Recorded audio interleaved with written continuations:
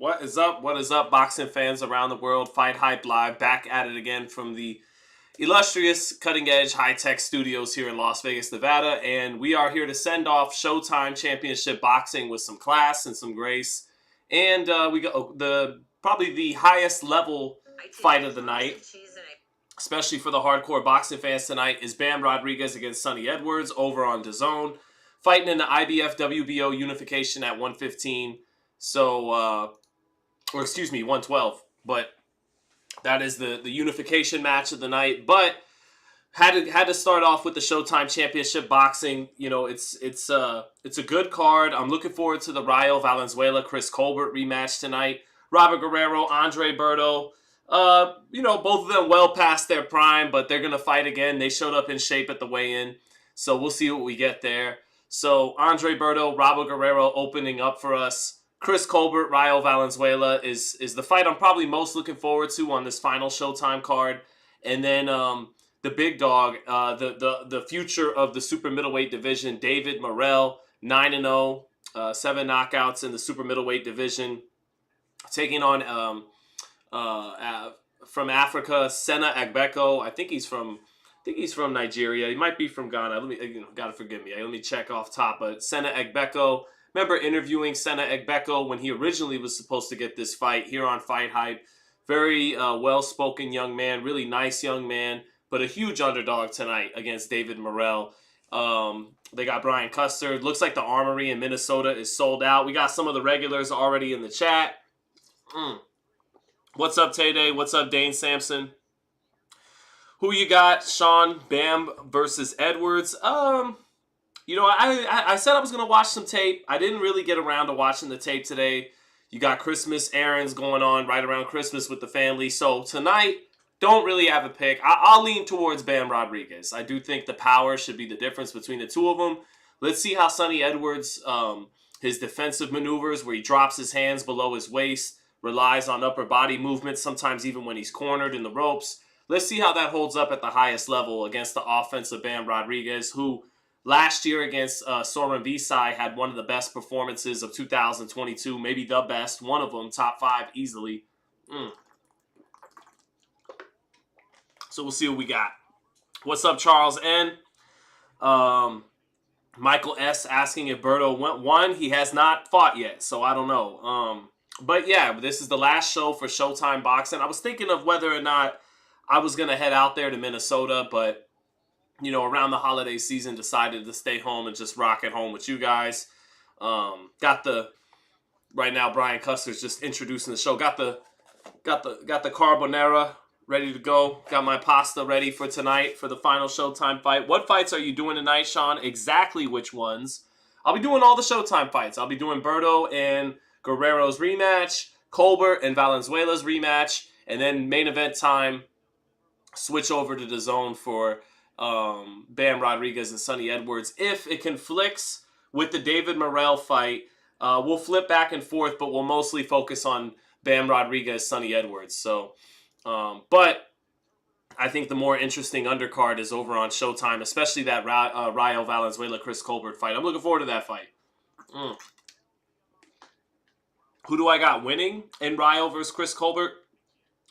Good question. Colbert's not really a lightweight. He's smaller than Rayo. Rayo's got the power. I like Chris Colbert's energy heading into this fight more. Rayo switching up his whole team. Maybe that works for him. Let's see how that works for him tonight. But and Chris Colbert touched on that. Some of that screams of finger pointing and not. Or how accountable has Rayo Valenzuela held himself for his losses to De Los Santos and Chris Colbert? Did he just point fingers at the Benavidez camp and that'll get answered tonight. How accountable did Rayo hold himself for his defensive liabilities? Bad defense by Rayo Valenzuela. Good puncher, fun fighter, good offense, has talent, but really leaky defense. And, we'll see if he shored some of that up. Maybe his original trainer has him boxing more as opposed to the Benavidez more aggressive style, launching bombs to the body, being more offense first. Maybe his trainer is going to make him utilize his boxing skills more tonight, and we see a better Rayo Valenzuela than before, or maybe we see a guy who scapegoated the Benavidez camp, didn't hold himself 100% accountable for coming up short in a fight he should have won against Colbert, but he let get away from him. I know he feels he was robbed. Other people think he won the fight, but he let a lot of rounds get away from him in a fight he was in control of, and didn't get the benefit of the doubt on the card. So I'm very curious to see how Rayo looks tonight against Colbert. But right now we got the two OGs, the two veterans in the ring. You know, chat, I covered their first fight, Guerrero and Berto. I covered their first fight. It was around this era. Let me see here. If I could snatch this. Can't snatch this credential. Not really. All right. Well, if I try to snatch one credential off my big credential wall, they all come down. Wow. Both are 40 years old, Berto and Guerrero. Came in a pound and a quarter over the welterweight limit. Guerrero is actually an inch and a half taller, has an inch and a half reach. So even though Andre Berto started his career at welterweight, on paper, Guerrero's the bigger guy who came all the way up from 26 and 30, became 3-4 division champ. But I was actually at their first fight. I was at Leon and Colby. Can you do that too? Now, I don't really watch UFC, Yeshua Savior. I don't really watch UFC. I couldn't. As soon as they stopped throwing punches, I couldn't call the action anyways. I wouldn't know what the fuck I'm really looking at. But maybe one day I got to start getting some of that UFC money. But I don't know. I just love boxing. But I was at Guerrero and Berto's first fight in 2012, Ontario, San Bernardino, Inland Empire area. I thought Andre Berto was going to win that fight. He was favored to win that fight. He came out, used the shoulder roll. It didn't work too well. I think he got dropped in the first round, got hurt multiple times. It was a really good fight that Guerrero wound up decisively winning. And then he got the Mayweather fight. And I kind of would have loved to have seen Floyd fight Berto when he was undefeated before he ran into Victor Ortiz and Robert Guerrero, just for the athleticism matchup. Berto, when he was undefeated and doing his thing, was super athletic and explosive. Fast hands, good punching power. And just from an athleticism standpoint, I know Floyd would have beat him. I still would have liked to have seen that fight. But he wound up losing to Ortiz, and then he loses to Guerrero, and never became world champion again. So that fight, their first fight, was for an interim WBC belt, and Guerrero got his hands on that. So yeah, the 2006 Prospect of the Year, Andre Berto, 32 wins, 5 losses, 24 knockouts, getting his introduction alongside Robert Guerrero. It is a long time ago. You are correct, Gohan. Salute, Battle Rap, Rob, Mr. B. Moore.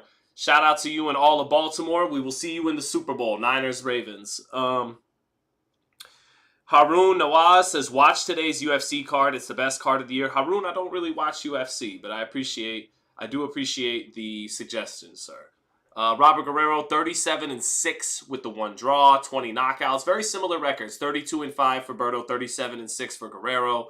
Guerrero was champ in multiple divisions, 35, 30, 26, interim champion at 47. And Berto was the WBC welterweight champ. And how long did Berto hold that belt? I want to say a couple of years. He held it through 2007, held it through 2008, 2009. Was supposed to fight Shane Mosley around that time. The fight gets called off because of the earthquakes in Haiti. And Shane winds up fighting Floyd. In retrospect, Berto probably would have won that fight because Shane was getting past it. Was getting past his prime quite a bit at that point. But never happened. Let me see. I got another. I was at your stream, Sean, when you covered that fight very long time ago. Which one, Yeshua? Which fight? It may not be a popular fight, says Tede, but I'm looking forward to Nakatani versus Santiago. With Junto Nakatani, I really like Junto Nakatani. So yeah, I like Junto Nakatani. Keep me posted on that fight, Tede, while we're doing everything else. When does the fight start? Carmelo, it starts on... Showtime card has started now. Round 1 is about to go down right now from the Armory. Here we go, round 1. Robert Guerrero in that southpaw stance. White trunks. Ghost in red across his trunks. Berto in the black. Red gloves. And here we go. A rematch I don't think any of us expected or asked for, but we'll take it. We'll watch it. The two veterans, the two OGs from the 2010s era, getting it in here in 2000 to close out Christmas time 2023. So Guerrero looking a little bit bigger, and we'll see if Berto's superior speed and athleticism can generate something, maybe walk the southpaw into something, into the right hand. But right now, both guys just measuring with the jab. Neither guy getting that jab in, just range finding a little bit in the center of the ring, both fighters. Berto coiled in the center of the ring like he wants to really sit down on a right hand. Guerrero getting in a good jab, and Berto backs out of range to get away from the left hand behind that jab from Robert Guerrero. But Guerrero getting in the first jab of the fight. Straight right hand falls short for Andre Berto, but you could tell that's what he's sitting on. He wants to shoot that straight right hand against the southpaw and Robert Guerrero. Berto short with the jab. Both fighters staying in the center of the ring. And it's Berto who has to reach a little bit if they stay in this range. Nice straight right hand to the body for Andre Berto. Jab falling short to the body by Robert Guerrero. Right hook up top falling short for Guerrero. And then Berto blocking another right hook from Guerrero. Guerrero shooting that jab to the body, but Berto staying in good defensive position there. So halfway through the first round, a nice jab landed by Guerrero thus far, and a nice straight right hand to the body for Berto, but that's about it so far. Straight right hand through the center for Berto. Guerrero gets the left glove up to block some of it, but some of it got through. Another jab to the body by Robert Guerrero. That second time he gets it in. Berto pawing with the jab. Fight staying in the center of the ring with both guys. Minute left in the opening round. Not a lot of action to start. Feeling out. Berto short with the jab. Guerrero stepping over to his right. Straight right hand to the body for Berto, but a nice jab to the body back by Guerrero. So both guys touching the body, as both guys a little tentative up top, trying to measure their backhand. Guerrero's southpaw left hand, Berto's straight right hand. Both guys looking to measure each other for that, but neither one giving up positioning to let the other get it off. Two jabs by Berto in the center of the ring, both falling a little short, but trying to find his distance behind it. Berto, with his eyes wide open, leaves his glove out there. Robert Oil, the ref, tells him he can't do that. Nice jab to the body by Robert Guerrero. And a true feeling out round in round one by both of these veterans. Not like the round one they had in their 20s 11 years ago. Jab to the body by Guerrero. And not a whole lot to choose from there. And that does it for round one. Not a whole lot to choose from there. Not a whole lot of shots being landed up top. Probably the best shot of the round, a jab from Robert Guerrero, who landed a few jabs to the body, landed a few one jab up top. But Berto with a good straight right hand to the body. If I had to give the round to someone, I might edge it to Guerrero, who controlled distance a little bit more behind his jab. But really, a true feeling out round. Really not much to pick from scoring-wise.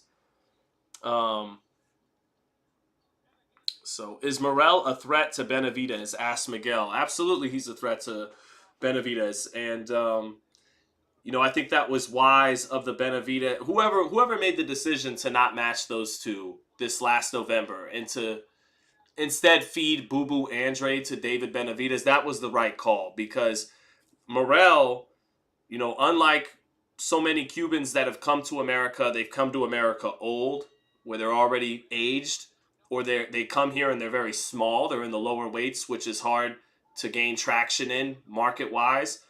Or they don't have an exciting style. Rigondeaux, Erislandy Lara. Lara became exciting later in his career once his legs began to slow down, but he was known as a mover. That was shown in the Canelo fight. So they're either old like King Kong Ortiz, they're either small like Rigondeaux, defensive like Casamayor or Lara. And Morrell is none of those things. He got here young. He's big. He's a super middleweight who's a huge super middleweight who's going to be a light heavyweight, possibly a cruiserweight one day. He gets knockouts. He has an exciting, flashy, hard-hitting style. And he's already beginning to speak English very well in his mid-20s. So I think Morrell, I've said this, you guys probably, my regulars have heard me say this a bunch of times, but I think because of those reasons, he really has a chance to be the first real star from Cuba in America in boxing. And him and David Benavidez could be a legit pay-per-view one day in the Latin markets. So, good straight left hand by Robert Guerrero there. Straight right hand, left hook back by Andre Berto. But you get the point. Back to this fight. As it heats up, Guerrero gets in his first big straight left hand, and Andre Berto came right back with a straight right hand, left hook two-piece combination to get us started. Berto has a little bit more intensity to his disposition in there. Guerrero a little bit more cerebral, trying to box and be intelligent in there. Berto very coiled. You could tell from his disposition he badly wants to avenge this rematch loss. Two good jabs to the body by Robert Guerrero. Guerrero with those longer arms has established the jab better than Andre Berto so far in this fight. Jab to the body again by Guerrero, who's looking to box. Now Guerrero getting backed up by a couple of right hands by Andre Berto. He gets the left glove up to back it up, but Berto imposing himself a little bit on Guerrero right there. Minute left in this round. Guerrero shooting the jab twice. Berto seeing it coming, not getting touched by it. Guerrero keeping his hands up more in that southpaw stance, stepping over to his right behind his jab. Nice straight right hand to the body by Andre Berto. Keeps that lead hand a little bit lower and that right hand cocked while keeping that lead hand a little bit lower around his chest. 30 seconds left. Nice jab to the body again by Robert Guerrero, but Berto taking a half step out of range, but staying on top of Guerrero, holding his position in the center of the ring is Berto, not really giving ground tonight. Guerrero stepping over to his right. Berto feinting low, straight right hand falls short, but a nice combination by Andre Berto after he missed with the first shot, followed up with 3 punches. None of them landing too cleanly, but getting off well there for Berto. 5 seconds left in this round. And that's it for round 2. Berto wants to exchange a little bit more. Guerrero a little bit more weary, looking to box behind his length and his jab. But you could tell it's Berto who wants to get into those exchanges more. And both guys, their best moment of the round came 2 seconds separated by each other. Guerrero pecking away well with that jab, measuring, and then set up a nice straight left hand down the pipe that knocked Berto's head up. Berto came back with a straight right hand 1 second later and a left hook combo, two-piece combo. Here it is on the replay by Showtime. The straight right hand, left hook. Yep, the two-piece by Berto. 2 is greater than 1, so we'll give that round to Andre Berto. 1-1 on my scorecard. I gave that first round to Guerrero, a true feeling out round, but Berto imposing himself a little bit more, trying to initiate the action a little bit more, and got a 2-piece in to Guerrero's 1-piece with his left hand. So give that round to Berto. What website am I streaming the fight, Adrian? I had to subscribe to the Showtime Paramount Plus package. I already had Paramount Plus. My wife already had it, but I had to give them the extra $5 a month to watch this fight. So they got me. Because Showtime discontinued their Showtime Anytime app a couple days ago. I didn't know that. That's usually how I'd be watching these Showtime fights on streaming. So here comes Guerrero starting off, shooting the jab, shooting the straight left hand to the body. Straight left hand up top for Robert Guerrero. Berto making him fall a little bit short in there. Finally making Berto back up and give some ground here in the third. Now Guerrero begins to do what he did in 2011. He bullies Berto into the ropes, and Berto pokes his head, half his body outside the ring, trying to get away from the front foot aggression of Guerrero. But Guerrero finally showed shades of what got him the win 11 years ago, getting aggressive. He's been trying to box Berto tonight so far. Now Guerrero stepping over to his right again. And Guerrero stepping over to his right. Nice jab to the body by Guerrero. And now Guerrero's demeanor changing a little bit more intensity. Sweeping right hand for Andre Berto just off the mark, but beautifully thrown. Nice jab finally lands for Berto. Finally getting that jab in. He's been short against the longer arms of Guerrero with that jab. Got that one in. Center of the ring. Fight heating up a little bit. Jab to the body by Guerrero. Berto shooting a straight right hand to the body. Not that effective with it. Pawing with the jab is Berto. Holding his ground in the center of the ring. Pawing with the jab again. Jab to the body by Guerrero. More effective. Longer arms. Right hook to the body falls short for Guerrero. Berto taking a half step out of range, but resets his position in the center of the ring. Berto with that lower lead hand. Pecking with that jab. Range finding with it. Guerrero staying composed. Half steps back. Straight left hand by Robert Guerrero. Good shot. And then he ties up Andre Berto and gives him the business in the clinch. Let's go with some body shots in the clinch while Berto just holds on. Minute left in the third. Guerrero having a better round right now. Jab is short for Berto. Guerrero shoots a straight left hand, and then he holds Berto right after missing the straight left hand and gives him the business on the inside. 2 left uppercuts for Robert Guerrero on the inside. Guerrero, that's what he did in their first fight. He just was so much better in the clinch, just with a little bit of arm room, little bit of room to work his hands, and he gets busy when Berto not as good in the clinch. Nice jab to the body by Guerrero. Jab back to the body by Berto, but Guerrero comes back with 2 jabs to the body, and his jab is better, longer, more accurate. Left uppercut to the body for Guerrero, followed up by a right hook up top and a left hand up top, and 2 hard right hooks in the clinch as Berto holds on. Guerrero having a solid round, 10 seconds left. Berto tying up Guerrero on the ropes, but when they tie up, all Berto does is tie up, and Guerrero, just with a little bit of room, works his hands to the body well. Good round for Robert Guerrero, 2-1 for the Ghost from Gilroy. Yes, sir. Let's have a little bit of pasta chat. I know it's weird when people eat on streams, but I am hungry. Guerrero woke up, said Angry Casual. What's up, Angry Casual? Good to see you, brother. We got the hardcores in here. Tay-Day asks, are you on the hype train of Andy Cruz? He's good, but I'm just not there yet. Yeah, we do got to see more. What is it, 2 or 3 fights? I'll say this, Tay-Day. I was more like you until I saw him up close in San Francisco a week ago, last Saturday at Chase. And then I saw, the reason too, Tay-Day, Bozy Ennis is working with him on everything he didn't show in his game in winning 2 gold medals. He didn't fight in the pocket a lot. He didn't show power a lot. He did a lot of back foot fighting with incredible reflexes and speed and a sense of distance and Cuban flash. Cuban flash. Hit the guy with the pop shot and then pick the glove up as he falls short in reply. He tries to get you back. You make him fall short. You pick your glove up to the judges to let him know I just pop shotted him and he just missed. So a lot of that flashy, amateurish stuff, back foot fighting, fast hands, great reflexes. But right away from that first fight against Burgos, Bozy Ennis had him fighting in the pocket.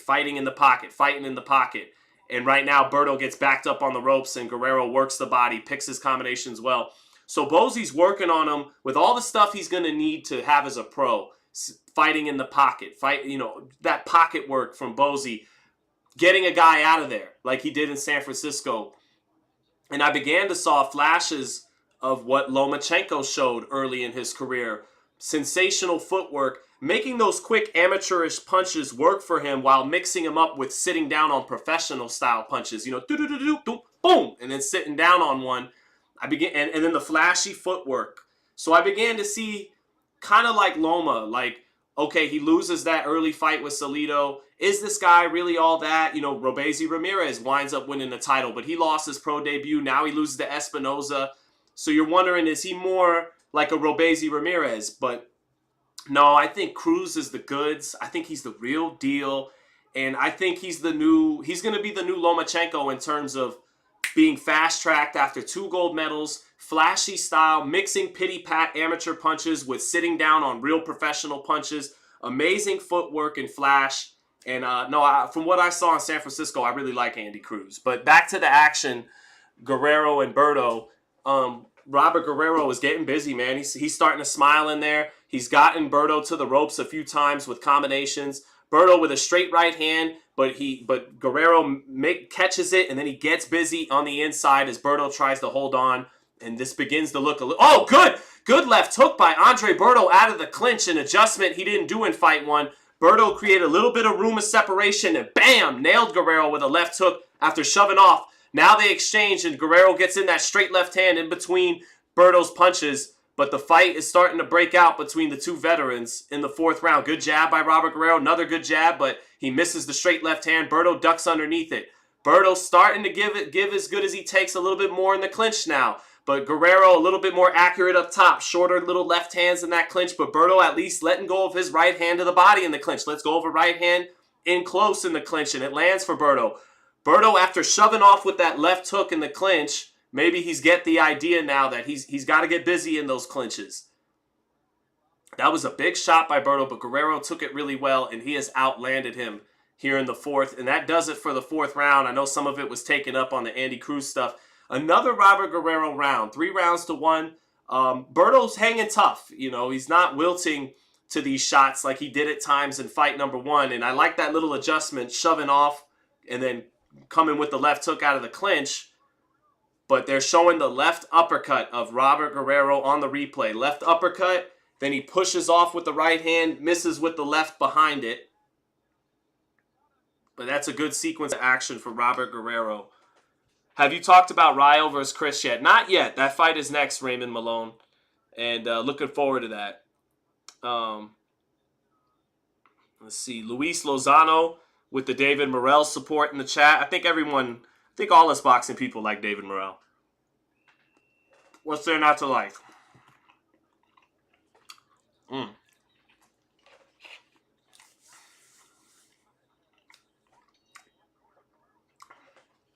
I gotta eat, chat. Postmates got here too late. I wanted to eat before I saw you all, but I'm hungry. All right.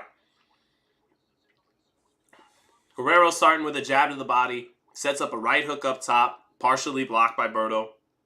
Guerrero doing a good job of just keeping his distance, using his attributes. Now Berto goes to the canvas. A little bit of roughhousing from both guys. Robert Hoyle not calling a knockdown. Wipes the gloves off. Berto's left eye beginning to swell a little bit. Little mouse under his eye, and he looks a little frustrated here in the 5th round after that latest skirmish that Hoyle had to break up. All right, back in the center of the ring. Berto crouching down real low, trying to leap up off that right hand. Gets caught by a check right hook coming in. Went to the canvas, but it hit him in the back of the head. Robert Hoyle not calling it a knockdown, but that's 2 times a skirmish has led to Berto getting on the canvas. So let's see here. Berto picking his gloves up a little bit. Guerrero wisely shooting that jab to the body as soon as he picked his lead hand glove up. Berto now trying to search for answers. Moving his hands around, dropping the lead hand, picking it up. Trying to search for answers. Find a way for that right hand to get in, but he knows he's falling short with it. And Guerrero's beginning to counter and follow it up. Now he jumps in with a 1-2. Had to jump into it to close distance. Guerrero bending down and ties him up. Not really able to be effective there. Guerrero shoots the jab to the body. Berto comes back with a jab up top, but misses short. Right hook by Guerrero. Good left hook by Berto. Punching in between Guerrero's punches, but Guerrero comes back with a sweeping left uppercut. Sweeps his left hand again. Jabs Berto into the ropes. Right hook to the body for Robert Guerrero. Sweeping left hand in close for Guerrero as Berto tried to clinch his way off the ropes. Gets back into the center of the ring, does Berto. Guerrero getting the better of it in the clinch again, and Berto's demeanor beginning to change here in the 5th. Getting a little disheartened as this fight gets away from him a little bit. Halfway through the fight. Minute left in the 5th round. Berto shooting the jab in there. Gets that in there. Sweeping left hand. Misses for Guerrero and he smiles. Big swing and a miss. Berto backing Guerrero up just a little bit. Guerrero holding his hands. Feints. Keeps his positioning. Feints again like he's going to throw the lead right hook. Berto comes in with the right hand and Guerrero dipping his head down and clinching Berto when he tries to jump in with the right hand, and that's frustrating Berto because not only does he miss the right hand when he jumps in, he gets tied up and he gets roughed up. 20 seconds left. Nice jab to the body by Robert Guerrero. Just out jabbing Andre Berto, knowing where the distance is at with those longer arms and the better southpaw jab. 10 seconds left in the round. Straight right hand for Berto, but Guerrero has an answer right away in the exchange. Punched at the same time Berto was punching. Sweeping left hand on the inside for Guerrero at the end of the round, and that's another round for Robert Guerrero. 4 rounds to 1 on my card. This fight getting away from Berto. So, let's see. Beautiful take, Sean. The raspy voice, the hair parted 45 degrees to the left. The soft Irish skin and the well-baked spaghetti. Thank you, Yeshua Savior, for that exquisite detail. You do know I'm Irish and Italian, so I eat, I'm a Guinea, I eat my pasta, but you're right. I am mixed with the Irish. Like, just about 67%. I'm gonna put a number on it. 67% of white people from the East Coast are my breed. They are Italian and Irish. It's the Catholic partnership. I don't know. It's like Goodfellas. When Henry Hill is like I am. So, Guerrero just has Berto's number, says Angry Casual Fan. Tay-Day says Guerrero's getting into a rhythm. Drashawn Jones, how are you guys watching the fight? They discontinued the Showtime Anytime app. And I actually had to subscribe to the Paramount Plus with Showtime to do this. So here we are in the 6th. Berto Berto continuing to stay coiled and bent in his stance, trying to, for the most part, lead hand is around the chest, lead hand's a little low, pawing with the jab, and he just wants to explode with the right hand.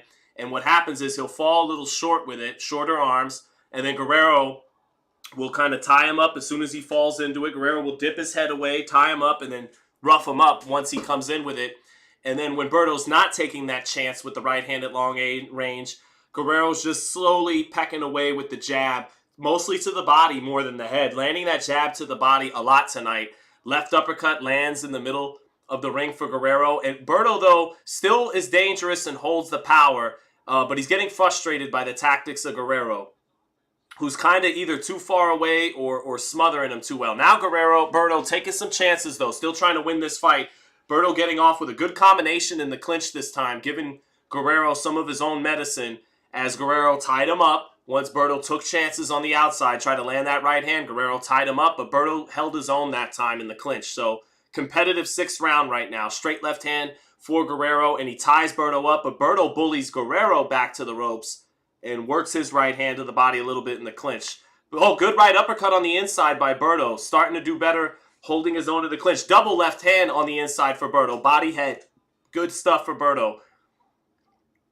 Robert Oil finally breaks him apart, but it was Berto who was giving Guerrero the business that time. A little over a minute left in the 6th round. Now, straight right hand to the body by Andre Berto. Got out of the way of the counter, but then Guerrero comes back with a little straight left hand up top. Berto tying him up. They're both fighting real rough on the inside in the clinch. Both landing with their free hand. Guerrero's left, Berto's right.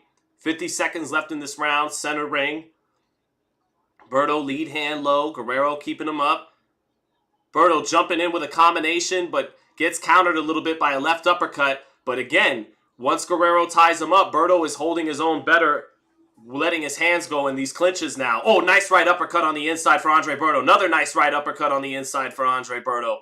He is getting the better of the inside work now. Right uppercut again for Berto. Misses with a left hook, but he's the one bullying Guerrero with his back on the ropes now. Oh, short left hand on the inside the clinch work for Robert Guerrero. Right uppercut smothered a little bit by Guerrero, but it lands for Berto. Rough house stuff on the inside. 10 seconds left. Shoe shine to the body by Andre Berto. Guerrero touching him up top in between that shoe shine. But good work there by the two veterans. Oh, 1-2 at the bell for Robert Guerrero. Knocks Berto's head clean up. Straight left hand, knocked his head up. I still liked Berto's work a little bit more that round. I thought he gave Guerrero some of his own medicine with those right uppercuts in the clinch. I gave that round to Berto, but nice 1-2 at the bell for Robert Guerrero that knocked that head clean up of Andre Berto. I got it 4-2 for Guerrero, 58-56. Isobek Ochalov says Uzbekistan. So Uzbekistan is in the house. Much love to you and your amateur program and the way you guys feint and fight tall. Much love to that. What do I think of Matias? I think Matias is really good. Really, he's one of the funnest television fighters in boxing today. Really good puncher. Beautiful pocket combination puncher. I think he's being a little overrated if you think he beats Teofimo Lopez or Devin Haney. I think those are the top 2 thoroughbreds at 140. I think he's a dark horse. He's a bad boy, but not saying he can't beat those guys. Much stranger things have happened, but that's my thoughts on Matias in total. So here we go, round 7, Berto and Guerrero. Been a decent fight. Between these guys haven't looked shot. They look old. They're not going to win any world titles anymore. But they give a good account of themselves, these 2 former champions. So, double jab, straight right hand for Andre Berto. Still carrying the more explosive power. There was a double jab, straight right hand. Beautiful 3-punch combination for Andre Berto in the center of the ring. Guerrero smiles and it reddens his face. Nice jab to the body by Guerrero. It does look like punch for punch. Berto is the more explosive puncher. But Guerrero took it well. Double jab for Guerrero, and he steps over to his right. Berto covering his head down, and Guerrero just teeing off with sweeping left hands as he steps out to the outside of the lead foot of Berto in the center of the ring. I don't know why Berto, just bent over and covered up like that as Guerrero took the angle to the outside of his lead foot. Another double jab outside of the lead foot of Andre Berto lands for Robert Guerrero, and he can't just give up lead foot positioning that easy, or Guerrero's going to step to the side and have what he wants. 2 little body shots on the inside by Berto, but those are sloppy. Robert Oil breaks him apart. Almost halfway through the 7th. Very competitive round right now. Give an edge to Berto with that clean 3-piece double jab, straight right hand earlier in the round. Berto on the front foot, measuring with the jab, shooting the up jab. But now Guerrero, good timing on his attack. Double jab, straight left hand, and then a right hook. Robert Oil telling Robert Guerrero that last right hook was to the back of the head, and he breaks up the action to warn Guerrero for that, and is telling him once again, just stop punching to the back of the head. Guerrero pleading this case that Berto is turning his head, and that's often the case with punches to the back of the head. One guy's kind of assisting in them getting there. So, minute 15 left in the round. Berto not getting a lot of work done since that double jab, straight right hand earlier in the round. Guerrero's had good work since then. Good defense by Guerrero as Berto thought he had him reaching out of range, but Guerrero managed to still move his head even with his hands not home to get out of the way of the combination by Berto. Minute left in the round. Lead right hook falls short for Guerrero. Slower hands than Berto, who backs out of range. Berto bouncing up and down on his toes, drops his lead glove low, right hand by his chest, trying to lower those hands to create some creative looks. Puts the right glove back up, measures with the jab. Guerrero not biting on it. Straight right hand to the body for Berto. He set that up with all that feints and all that stuff. Berto countering a straight left hand, got his head off the line and came back with a 1-2. Both guys misfiring there. Nice jab to the body by Robert Guerrero. Close round because the best punch of the round was that straight right hand in the first minute for Berto. Double jab, set it up. But after that, Guerrero controlled the action. So, nice left uppercut by Guerrero at the bell. Buckles Berto a little bit as Berto tried to reach. Berto trying to reach, cut the distance, ran into a left uppercut that knocked him off balance a little bit. I gave that round to Guerrero despite that really good right hand early. There it is. Double jab falling short. Boom! Straight right hand. Picture perfect straight right hand that landed on Guerrero's chin.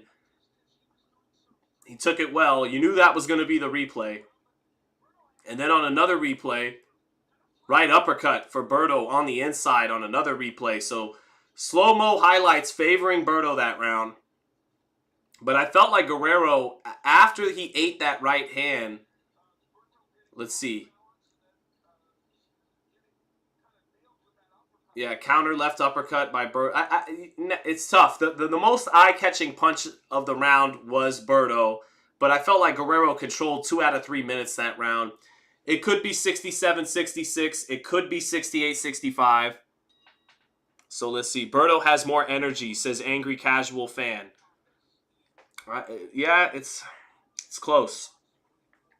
I think Guerrero's a little ahead. Here we are in the 8th. Guerrero stepping over to his right behind his jab nicely, giving that angle, that southpaw angle, jabbing to the body, stepping over to the right.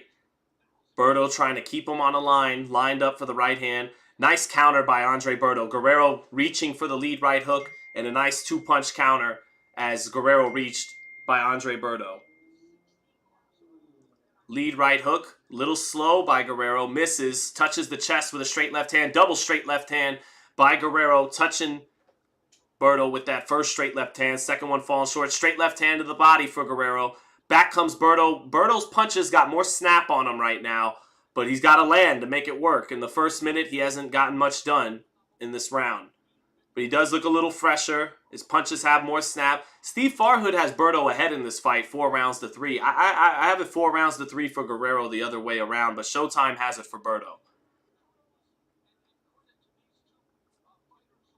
Berto measuring with the jab. Guerrero stepping over to his right. Jabs to the body again. Keeps moving to his right. Does the southpaw. Berto getting him close to the ropes. Measuring. Wants to let go and explode with that right hand. Bending down. Pawing with the jab. But he waits too much. And Guerrero eventually gets off with a little right hook combination behind it. And then steps off to the right. Makes Berto have to reset again. Berto shooting that straight right hand. But he misses. And Guerrero punches to the back of the head. And Oil gives him a look like, I'm not going to say anything, but you know you punched him to the back of the head there. little over a minute left in the round. Berto shooting a straight right hand to the body. Back comes Guerrero with a jab to the body after he tries to counter with a right hook up top when Berto reached for that straight right hand to the body. Berto is the guy on the front foot, but not being active enough. He has to create more opportunities offensively. Jab lands for Guerrero, and he steps off the ropes to the right. Berto shooting the jab, but it's short. Doing feinting, bending down, trying to change levels. Straight right hand for Berto, and then he complains about a low blow right away. He landed a straight right hand, and I guess he got countered with an immediate low blow by Guerrero, and Robert Oil has given Berto some time to recover from that low blow. Bazooka Boxing says Berto winning 4-3. 30 seconds left in the 8th. And again, I think Berto's just letting some of these rounds get away from him. Guerrero pecking away with the jab. Straight left hand to the body by Guerrero. Berto trying to time him in the exchange with a left hook, but it didn't get through. Little weak body shots on the inside by Guerrero. Big left hooks by Berto, but big misses too. Didn't land him. Now little sweeping left hands on the inside by Guerrero. Guerrero cleans up with a right hook, and he hurts Berto. Turns Berto onto the ropes. Berto is fortunate that this is the end of the 8th round. Berto is hurt at the end of the 8th round, complaining about more punches to the back of the head. But Guerrero timed him well, coming in with a right hook, and then he turned him. Went from his back being on the ropes to turning Berto with his back on the ropes, followed up with a combination very well, and Berto's legs were buckled at the end of that 8th round. Berto trying to jump in with shots, not able to really steady, established distance. And Berto complained about that low blow when he was not low blowed. He jumped in inaccurately, kind of ran into the head of Robert Guerrero, and then complained that he got low blowed. He was actually headbutt, not low blowed, but it was unintentional. Guerrero with his back on the ropes, shooting the straight left hand, falling short, but then cleaning up with the right hook. And that clean up right hook, it staggered Andre Berto, and then Guerrero turned him onto the ropes and followed up pretty well. So good stuff. Good stuff there by Robert Guerrero. I got Guerrero ahead. I know Steve Farhood has this fight even at 4 rounds apiece. I could see this 78-74 for Guerrero, maybe 77-75 is more accurate, but that's how I'm scoring it. I have Guerrero ahead, and Berto's going to need something dramatic on my card in these last 2 rounds. He'll need to win both of them to maybe pull out a draw. We'll see what Berto's got. He's still explosive. Nice jab to the body by Robert Guerrero. And that jab to the body, it just lets Robert Guerrero know where the shorter-armed Andre Berto is in the center of the ring. Perfect rangefinder, that jab to the body all night long. Measuring with the jab is Berto. Measuring with the jab is Berto. Guerrero stepping over to his right, shoots the jab to the body. Falls a little short, but he knows where Berto is. Straight right hand by Berto lands, and a counter right hook by Guerrero right at the same time. Good exchange by both fighters. Farhood has this fight even through 8. Jab to the body for Robert Guerrero. Jab to the body for Robert Guerrero again. Berto jumps out of range. Resets. Jab to the body again for Robert Guerrero. Jab to the body again for Robert Guerrero. And another jab to the body. And he nods his head yes. 1-2 up top though by Berto. Little chopping straight right hand did get through. Didn't get full extension on it. Guerrero is smiling at Berto as he jabs to the body. Sweeping left hand up top. And Berto is cornered after having to clinch to get away from that sweeping left hand. Guerrero is smiling as he punches away with his free left hand in the clinch. Berto all of a sudden, not good body language midway through the 9th. And Guerrero smiling like he thinks he has his man beat. Lead right hook lands on the top of the head. Nice jab for Robert Guerrero. That length of that and that lead hand work carrying the day for him in the 9th round. He keeps smiling at Berto as he can taste another victory. He could taste 2-0 over Andre Berto coming his way. Left uppercut falls short. Got underneath the jab of Berto, did Guerrero, but fell short with the left uppercut. Shoots a sweeping left hand to the body. Berto pecking away with the jab, range finding. Lead right hook falls short, but sweeping left hand behind it. Lands to the body for Robert Guerrero. Guerrero winning this 9th round. Minute left in the round. It's the range and that jab of Guerrero to the sweeping left hand in close lands for Guerrero. Nice right uppercut on the inside for Andre Berto, but he hasn't been able to hurt Robert Guerrero with his right hand. He landed some nice right hands, landed some nice right uppercuts, but he hasn't been able to hurt Guerrero. And they look good. They look snappy, fast, and explosive. They look like Andre Berto right hands, but they're not doing enough. 30 seconds left. Guerrero has won this round with his lead hand by just stepping over to his right. Right hook falls just a bit short for Guerrero, but Berto misses his 2 counter shots. Guerrero pulling his taller frame out of range to make Berto fall short with a overhand looping right. 10 seconds left. Guerrero, little half steps back, wants to walk Berto into something. Shoots a right hook to the body and smiles and circles his way back into the center of the ring. And Berto dejectedly does this before going back to the corner. Like, man, fuck this dude. This dude was running. But Guerrero got that round. And I have this fight won for Guerrero. I could see it either 87-84 or 88-83. I know Steve Farhood has it closer. He's going to have it 5 rounds to 4. He's going to have it 86-85. I got a couple points wider. I think Berto needs a knockdown or a knockout here in the last round. So, WM said had no idea these two were still boxing. They are. Not a horrible fight. Not a good fight, really. Not a bad fight. Not a good fight. Just a fight. 6'3" Guerrero says Tay-Day. Yeah, I agree. Let's see. Who was Berto's best win? Probably Luis Collazo. And some people thought Luis Collazo won that fight. But Luis Collazo was the shit back in the day. I loved watching him fight. Only time he really got blown out in his prime was Sugar Shane. But, I mean, he gave Ricky Hatton and Andre Berto all they could handle. Some people thought he won those fights. Brooklyn, stand up. All right. 15 seconds into the final round. Berto never fully able to establish his jab and his range. So at times as the shorter man, he's had to jump in with punches. And that hasn't been effective enough for him tonight. 30 seconds into the round. Berto still pawing with his jab. Falling short with it all night. Has hardly landed it. While Guerrero has stabbed jab to the body when he's needed it. He's just found it, used it, dictated behind it.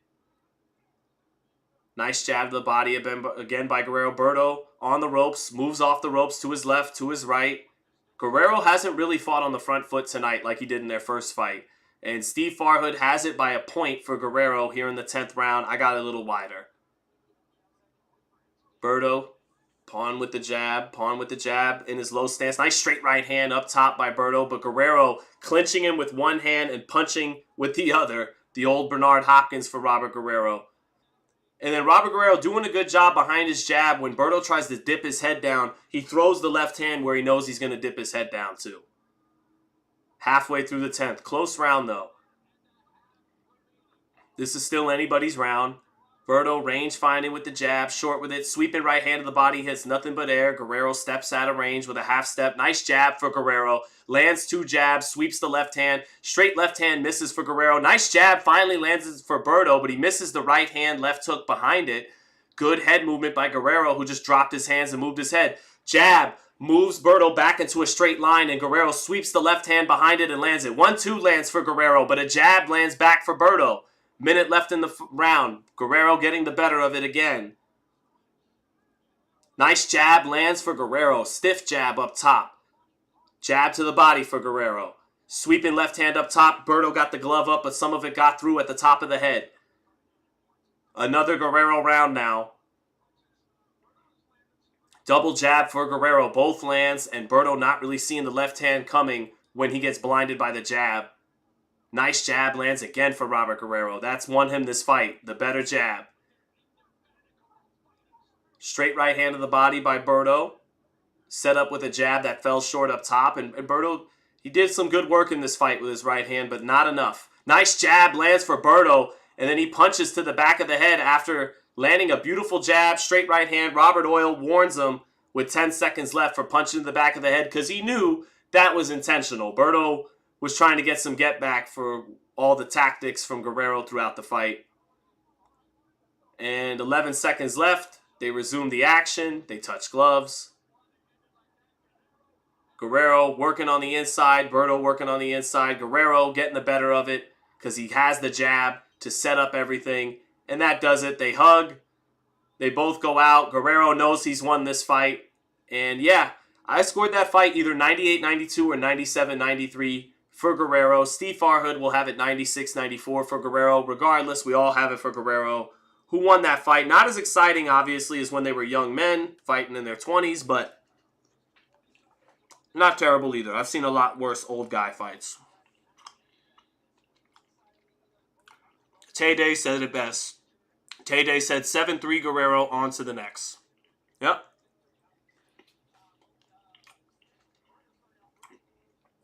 DDH said they lasted 10 rounds. That's awesome. They did. They weren't in bad shape either. They came in shape. They gave a good account of themselves for this stage of their career. They did. Respect to the two former champions. Do I really want to see either one of them fight anybody? No. But this was a solid fight for both of them to go out on. I doubt Guerrero will retire. He got a win. So he's going to want some smoke. He is beating the old guy gauntlet, is Robert Guerrero. He beat Victor Ortiz, right? What was that? Last year he beat Victor Ortiz, and this year he beat Andre Berto in a rematch. For him to truly run the gauntlet of the old man gauntlet, he has to fight Broner next. Or Keith Thurman in a rematch. Maybe that's next, the Keith Thurman rematch. Man, that pasta's good, I'm not going to lie. Berto didn't get knocked out by Ortiz. No, he got dropped and lost a decision, and he knocked Ortiz out in 2016. I think it was 2016, in their rematch at StubHub in California. Now, to be fair to Ortiz, he won the fight that mattered. He won the fight when they fought for a title, the WBC. So, even despite being knocked out, I'd still rather be Ortiz in that rivalry. Because he won when it mattered. Final punch stats. Guerrero outlanded him, outthrew him. They took the Chiron down a little too quick before I could properly read it. Let's see who gets the decision.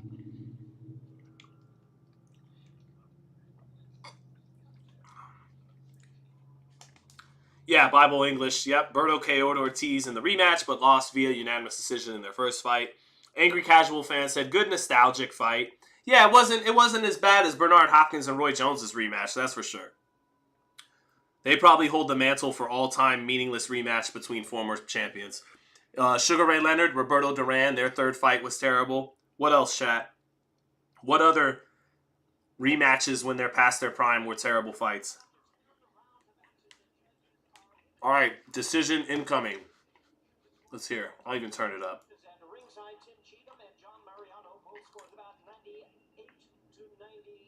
98-92, like my card. They know. And 99-91. Oof. Even harder on Berto than I was. Robert Guerrero. Yeah. Andre Berto looking dejected, but actually, see, I love Steve Farhood, but I was more on the judges' pace. I had it 98-92.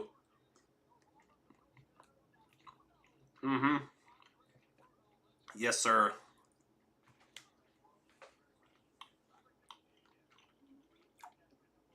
Hey, Sean, how was the fight? Asked Mikey, approved. Decent fight. Like I said, not nearly as bad as Roberto Duran, Sugar Ray Leonard 3, Bernard Hopkins, Roy Jones 2, Roy Jones, Antonio Tarver 3. Although there was some drama in that fight. Roy had a good 4th and 5th round where he showboated and looked like himself for 6 minutes. And then late in the fight, both guys were so exhausted it looked like either one of them could have got knocked out by a single shot in like the 11th. But terrible fight. This was not a terrible fight. It was a spirited affair by two guys past their primes, but a spirited enough affair that you couldn't call them both shot. Just both past their primes.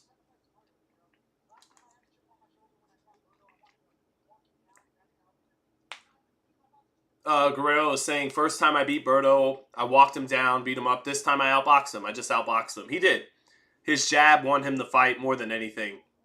Not so much scoring with it, even though he landed it at will a lot to the body, but more so it just established the range. He always was a step ahead of Berto because he was out jabbing him. So He always knew if Berto was getting too close. He knew when he had that 1.5-inch reach to hit him where Berto could not hit him. And it all really became behind that southpaw jab. So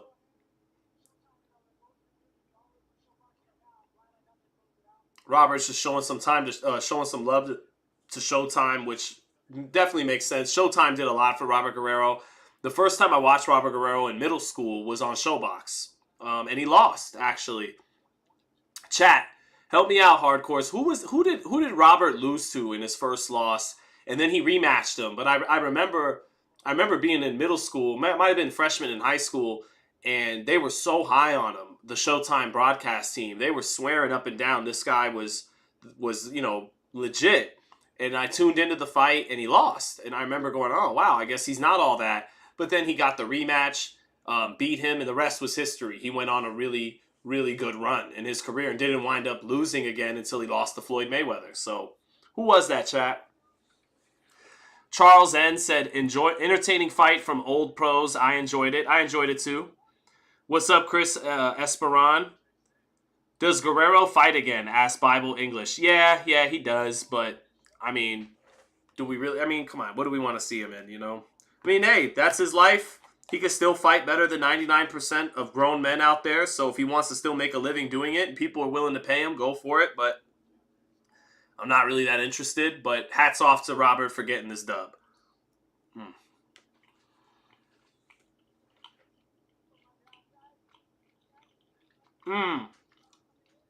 Bible English said, Gamaliel Diaz. That's who it was? Gamaliel Diaz? Appreciate it, Bible English. That's who it was that beat Robert on Showbox. What year was it, Bible English? Let me take a guess. 06 or 07? 07. Maybe 06. 06 or 07 did he lose to Diaz, Bible English. Derek M asking Colbert or Rayo. I don't really have a pick. It's anyone's fight. I mean, we just saw Robert Guerrero use his physical dimensions and size to help win him the fight. Maybe Rayo going back to his original trainers. They're going to have him box more, use his jab more, as opposed to bombing away like he was doing under the Benavidez camp. If Rayo can box a little bit more, not try to outbox the faster boxer in Chris Colbert, but kind of do what Robert Guerrero just did. Use his advantages and his dimensions and size, basically out jab Colbert a little bit. So, use the jab to eventually set up the big right hand, the big left hook. He could knock Colbert out. He could stop him and hurt him. But if he shows up like he did last time, usually the boxer has the advantage in a rematch against the puncher. So if Rayo hasn't really made adjustments, usually boxing history tells us Colbert will win this fight in a little bit more decisive fashion than he did the first time. So we'll see. We'll see. But Rayo has the dimensions and size to, if he can establish his jab a little bit so he knows where Colbert's at, then, he could do his thing. But if he's just loading up on power shots again, the faster, speedier boxer with the better amateur background, Colbert, he might distance himself this time like he was unable to in the first fight. We'll see. Again, usually the boxer has the advantage over the puncher in a rematch because the boxer thinks more and makes more adjustments from fight 1 to fight 2. The puncher is the puncher, So we'll see. We got to see what we get from Rayo after leaving the Benavidez camp. Right now, Showtime is showing a package throughout their years. Al Bernstein talking about it. This pasta is really good again. Let me see. When is the Morrell fight? Asked Adam Hurley. It's coming up soon. We have Chris Colbert, Rayo Valenzuela to get through first. Charles says, great vibe at the Armory. I've heard it's awesome. 2005, Django? No way. He lost to Diaz in 05. Man, that's how young I was. Man, that was a minute ago. I thought it was 06 or 07. Man.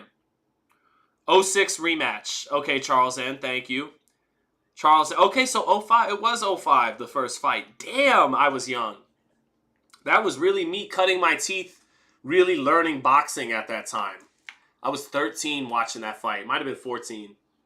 I remember tuning in and Robert Guerrero. I remember the guy from Showbox I was really impressed with at that time, who was on Showbox all the time, was Chad Dawson. Chad Dawson should have never fought Andre Ward down to super middleweight. Chad, something about him just became lackadaisical as time went on. It wasn't an issue when he was undefeated and beating Tomas Adamek. And then shortly before the Jean Pascal fight, he winds up getting lackadaisical. He loses in an upset. He should have never lost, in my opinion, to John Pascal. He's such a good boxer, was Chad Dawson. I was upset he lost that fight. I was upset. I was a Chad Dawson fan. And he winds up regaining the title, beating Bernard Hopkins, 47-year-old Bernard, 46-year-old Bernard. But, that was more of a good style matchup against an aging Hopkins. And then he winds up foolishly, guy was huge, 6'2", 6'3", drops down to 68, gets dominated by Ward, and that was all she wrote, really, for his career. But, yeah, I remember around that time when I really loved Chad Dawson on a lot of those cards. Yeah, Chad, big disappointment. I mean, he was nice. He had his run. I mean, around the time he beat Adamek and won that WBC belt, he was pretty nice. But I feel like he began to underachieve a few years after that. But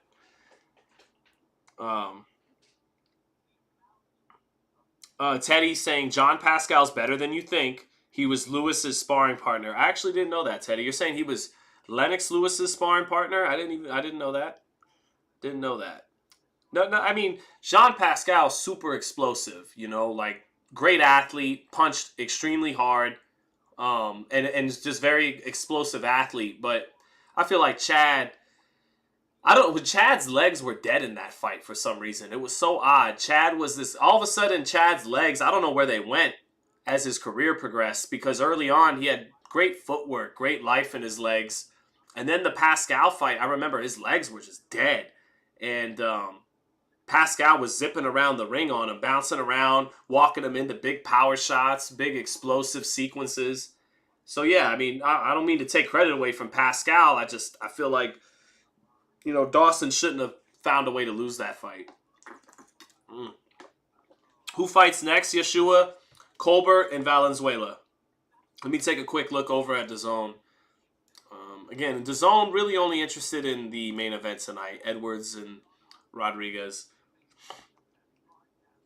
Who's up on DAZN right now? Who's that, Madrimov? I think it's Madrimov. Yeah, I think that's Israel Madrimov.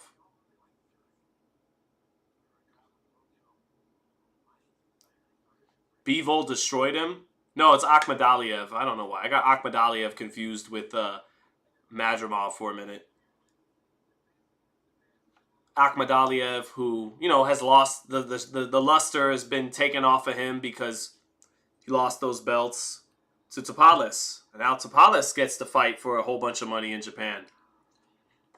Akhmadaliev fucked up. The real one says Ryo gonna fuck him up again. Josh Gross says, I love watching Valenzuela fight. I like watching him fight too. He's very exciting. Very exciting.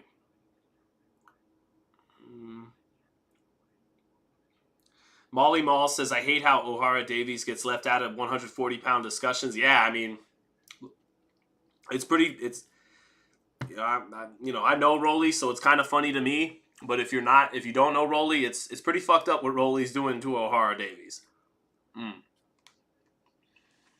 he'll get away with it too, because if Rolly's going to wind up fighting Ryan Garcia for that WBA belt, Molly Mall, who do you think the WBA wants 3% of?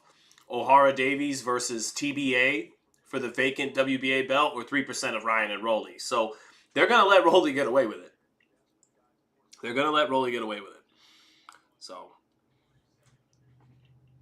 and I will do nothing to stop it. So I'll take the criticism with that. Josh Gross, talking about Ryo Valenzuela, said he's very entertaining. He throws bombs. He should have fought on the Benavidez card. I don't think Benavidez is a good trainer. Well, I mean, he's done a great job with David. He was trusted enough, Jose Sr. was, to at times cover for Freddie Roach inside the wild card when Freddie had to go to Macau with Pacquiao. He would leave Jose Benavidez Sr. in charge of fighters like Julio Cesar Chavez Jr. So, he got his apprenticeship under one of the best trainers of the last couple decades in Freddie Roach. His son is becoming one of the best fighters pound for pound in boxing, and David. And Jose made some mistakes, Jr.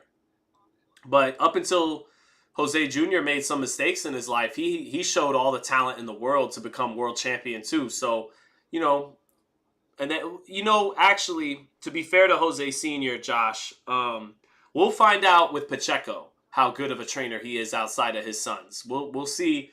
Pacheco will be the test to see how his magic works on someone other than his son David. So we'll see how Pacheco pans out. Do I think Valenzuela can hurt Colbert again this fight? He could definitely hurt him. If he could get his jab going, if reuniting with his old trainer brings out a little bit more to his arsenal, mainly the jab, then he could set up his bombs. But if he just looks to come in bombs away, probably a very good chance he can get outboxed by the superior boxer with faster hands than Colbert. But Colbert's smaller than Rayo. He really is. Colbert's carrying more confident bravado into the fight. And again, the rematch tends to favor the speedier boxer over the puncher. But I'm just interested to see what we get from Rayo, we'll see. If he winds up losing and it's not even as competitive as the first fight where a lot of people thought he won, then he looks like a guy who scapegoated the Benavidez camp and made excuses. If he wins, then he made the right decision. So we'll see. That's how it goes.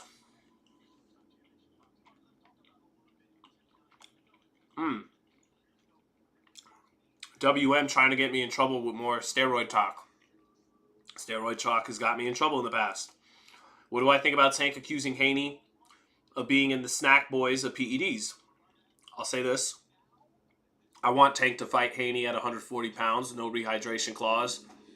I think it's time for Gervonta to show that if it's not time now, the time is near. We know he's fast. We know I'll say he's elite. Even if he hasn't quite beaten or knocked out another elite fighter, my eyes tell me he himself is elite between his skill set, power, speed. So I'll say this. I want him to fight Haney at where Haney is strong and at his best. No excuses. May the best man win. But when Tank brings up the snack stuff with Victor Conti, fighters that work with Victor Conti have to understand that can be lobbied and thrown at them at any moment because Victor Conti is a convicted steroid dealer, one of the biggest convicted steroid dealers in United States sports history. So regardless of whatever rhetoric Victor continues to say to clear his name, that will always be attached to him. So someone like Tank is fair to bring that up, whether it's about Devin or Crawford or anybody. Doesn't mean any of them are guilty of anything, but someone who's not affiliated with Snack can always throw that, can always lobby that way. And that's fair game because of Victor's background. So that's that. But that being said, I want Tank to fight Devin at 140. Let there be, blood testing. If he doesn't love VADA and he's the A side and he wants a different company, USADA, which is so legit that UFC disbanded with USADA once Conor McGregor comes back because we all know Conor McGregor's juicing. So, if he wants to do a different testing company that's not so closely linked to Victor Conti like VADA is, the voluntary anti-doping administration, then fine. But fight him at 140. Beat the man at his best if you're the best, like I said a few days ago. Sonny talked about it with Bam too. Well, Tay-Day, yeah, I would think, hypothetically speaking, the real money for organization in VADA isn't in the fees you accumulate from fighters signing up for your program. Hypothetically speaking, the real money would be a big-time prize fighter being dirty, and he has to pay you off to keep the results from coming out. I would think, hypothetically, that could be a place that, yeah, you know what I mean? So, anyway, enough of that. Don't get me in any trouble. He did look good against Prograis. He did look great. Looked like a potential future pound for pound number one.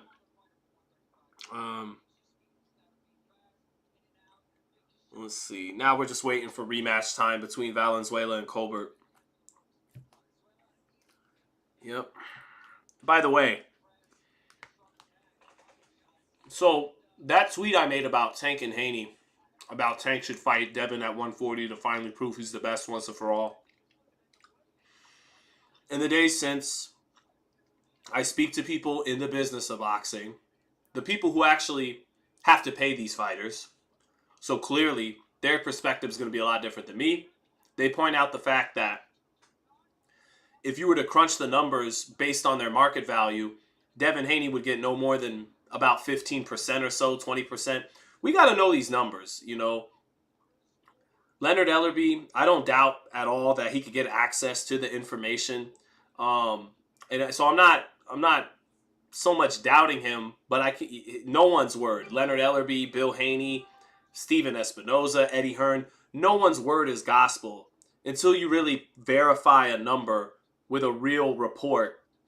It's speculation. But if all that's true about Devin, 50,000 pay-per-view buys, then so here's what I cooked up with. Faced with the reality of how much bigger an attraction Tank still is than Devin, to where Devin's going to get offered 10 to 15%. Tank's going to say, not only 10 to 15%, I'm the A side. I make all the money. You're going to have to fight me at a catch weight. You can't rehydrate past a certain point. All of that, take it or leave it, because this is how it works in the business of boxing. Forget all you dorks talking about the sport of boxing. So I came up with this. How about Tank fight Devin at 140? In my opinion, no rehydration clause. But if you got to have a rehydration clause, how about nothing above 55? Devin could put 15 pounds on. And how about something realistic? How about 75-25?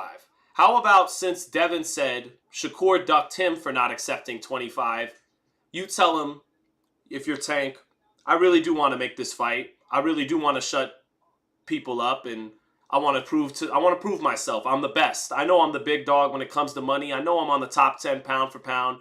But you know what? Let me show you guys I'm not just that. I'm the best too. So how about 155 rehydration clause? Maybe, full 140 weigh-in limit. And how about 75-25? You give him the same offer he said was good enough for Shakur to accept as a B side. And if Devin turns that down, I don't love the rehydration clause. That's just me being realistic. If I had it my way, 75-25, 140, all bets are off about how you weigh in the next day. But I'm being realistic with what Tank would realistically demand. 140, 155 rehydration, and 75-25. How about that as a realistic compromise? Because Tank and his team are going to suggest, 85-15, 90-10, 135, 136, 137, 138 max. Rehydration clause of 150, 152. How about 140, 155 rehydration, 75-25? It's not going to happen, but it's the fair offer I cooked up in my head, chat. What do you think? So that's the best I could come up with, trying to be fair. All right, Rayo Valenzuela getting his introduction, 12-2, 8 knockouts, rematch time about to start. Shakur Stevenson was for the belts, though. It's for the WBC. It's for the glamour belt. It's not for the lineal. Teofimo is the champ of the division, but we all know that green belt's the glamour belt. There's enough hardware on the table. Green belt on the line. Teo will talk shit after, but who cares,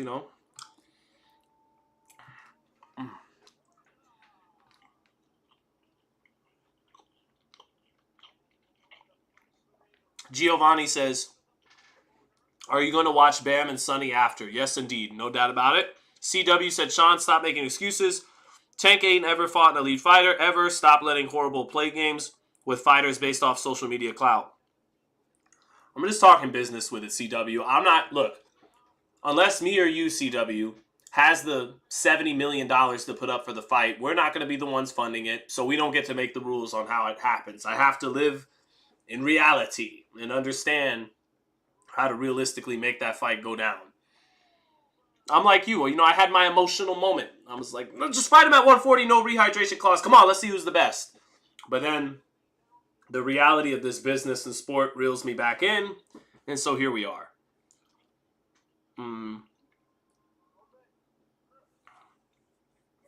Let's see. Will you show us the fights when it starts? I can't do that. Just doing a live round by round. All right, Valenzuela and Colbert center ring, touch gloves. Valenzuela clearly the taller, bigger man. Let's see if Colbert, though, Colbert has great hand speed. And he's had performances where he's shown some great flashy skill. Round 1, about to start now.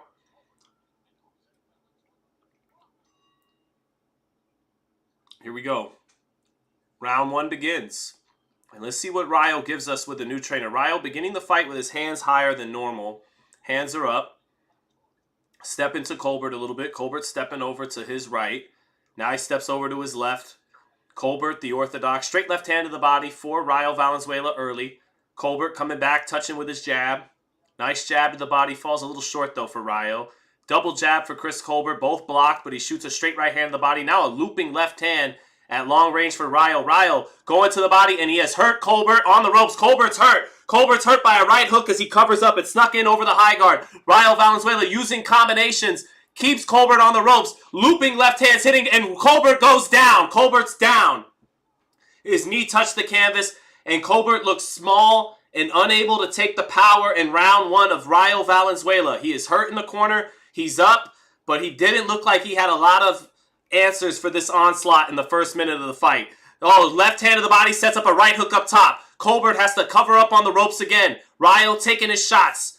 Winging shots to the body, to the head. Left uppercut lands for Rayo. Right hook to the body. Rayo looking good. Measuring with the jab. Lands the left uppercut, splits the guard. Right hook by Rayo. Another right hook by Rayo. Colbert just trying to get through the round. Stabbing left hand to the body by Valenzuela. Left uppercut, right hook on the ropes for Valenzuela. Sweeping left hand through the high guard of Colbert. Colbert holding Valenzuela. Trying to get to the center of the ring and hold him. Colbert still on the ropes. Shoots a jab, but that's it. Right hook to the body for Valenzuela. Lands again. Oh, big left hook to the body for Valenzuela, pinning Colbert on the ropes. Now Colbert punches off the ropes, shows a little bit of life. Colbert back in the center of the ring finally. Nice right hook to the body again by Valenzuela, and a left uppercut followed up by a right hook up top. Colbert is hurt, wiping his nose. Career is kind of on the line. Nice jab to the body, sets up a sweeping shot up top. Colbert trying to return fire off the ropes, but inaccurate. Left hand to the body lands for Valenzuela, keeping Colbert on the ropes. 1-2 lands for Valenzuela up top. Left uppercut for Valenzuela. Colbert's legs not underneath him. Left hand to the body for Valenzuela. Colbert on the ropes, shoots a jab off the ropes, wipes some blood away from his face. Nice right uppercut to the body by Chris Colbert. Straight right hand up top misses for Chris Colbert, but he's fighting his way through it now. Lands his jab. Jab to the body for Colbert. Jab up top lands for Colbert. Sweeps the right hand, and Valenzuela makes a miss and then clinches him. Valenzuela momentarily punched himself out a little bit there. Fight starting just like the first fight. Colbert almost knocked out in the first minute of the fight. Now a jab lands for Colbert. Colbert goes southpaw and lands his jab. Colbert finishing the round pretty decent here, when it looked like he was going to get knocked out in the first minute. And that does it for round 1. Colbert finishing at the bell with a combination. Still staggers back to his corner. 10-8 round for Rayo Valenzuela. Man. Woof. Colbert standing in between the rounds, getting instructions from Barry Hunter. Man. Good, really good body work by Rayo. When he got Colbert on the ropes, right hook to the body, beautiful. Sweeping left hand to the body, beautiful. Underneath the elbows, hard. Real good power on it. Then he brought the right hook up top, hit up Colbert, covering up on the ropes, getting hit on the top of the head a few times. Huge round for Valenzuela. Colbert showing some heart. Finished that last 30 seconds fighting back. And Valenzuela has to be careful of that. He let that first, and it was a sweeping left hand as Colbert was covering up in the corner. Ryle started looping his left hands instead of throwing them straight, hit him 2 or 3 times with it, and he sunk to the canvas. Did Colbert on that knockdown. Round 2, when Colbert is starting off southpaw. So fighting southpaw with Ryle. Ryle snatching the body well in the middle of the ring. Oh, sweeping left hand lands for Ryle. Colbert's hurt on the ropes again. Left uppercut, right hook up top for Colbert. For Ryle. Good accuracy by Ryle whenever he pins Colbert on the ropes. Good punch placement, and he's keeping his hands up more instead of relying on his upper body movement and reflexes. Valenzuela stepping out of range with picking his hands up a little bit, stepping out of range. Double jab for Chris Colbert, followed by a little right hand. Nice three-piece there by Colbert, but not nearly the kind of thudding power that Valenzuela has. Triple jab for Colbert. Backs Ryo into a straight line, lands that jab 2 or 3 times after letting it go 3 times. Nice triple jab by Colbert. Minute into the second, Colbert trying to work his way into a rhythm. Nice double jab, straight right hand for Colbert, and this is already starting to look like the first fight. Valenzuela short with the jab. Colbert landing his jab. Colbert having a good last 30 seconds. Straight left hand a little low to the body for Ryo. Ref tells him to keep it up. Nice jab by Chris Colbert. Those quicker hands. And he's already reddened up the face of Ryo a little bit in the second with those quick, stinging punches. Halfway through the second round. Close round right now. Ryo got off to a good start, but Colbert answered nicely. Ryo, Colbert measuring in the center of the ring. Double jab for Colbert. Straight right hand. Outworking Ryo a little bit. Getting off first with the faster hands in the center of the ring. Straight left hand to the body by Ryo. Colbert missing a left hook in return. Try to time him up for it. Colbert with a 2-punch combination. Falls short. Hits the air. Double jab for Colbert. Straight right hand. Ryo gets the gloves up to block it. Straight left hand to the body by Ryo. Colbert tries to reach with a straight right hand to the body in return. Doesn't land that shot. Now Ryo sweeps a left hand to the body. It's on the belt line. Referee tell him to keep it up again. Nice left hand over the top of that. Low right hand of Valenzuela lands for Colbert. Lands a little bit, turns his head around. Colbert doing better work as a southpaw. He had to switch constantly to win that fight. Colbert having a decent round after a good start to the round for Valenzuela. And this is how rounds got away from Valenzuela in the first fight. He would stop letting his hands go in the center of the ring, and that quicker hand speed of Colbert allows him to get off first in the center of the ring and, get busy. Valenzuela landing the jab to the body. Colbert trying to respond with 2 or 3 shots, but falling short. Valenzuela taking a half step out of range, makes him fall short again. And that does it for round 2. Close round. Valenzuela had a really good start to that round, but Colbert got off first in the center of the ring for much of the rest of the round.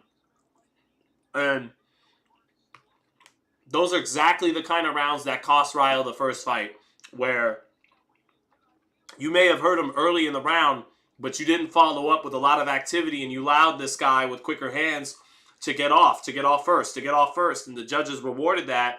And so if you're Ryo, you feel like you won that round. You hurt him early in the round. Pinned him on the ropes. Hit him hard at the body. But the last 2 minutes plus of the round, you didn't do a whole lot in the center of the ring. The round might have gotten away from him. So Tay says Colbert has heart. He won that. Wizard of the Crystal said Colbert tough.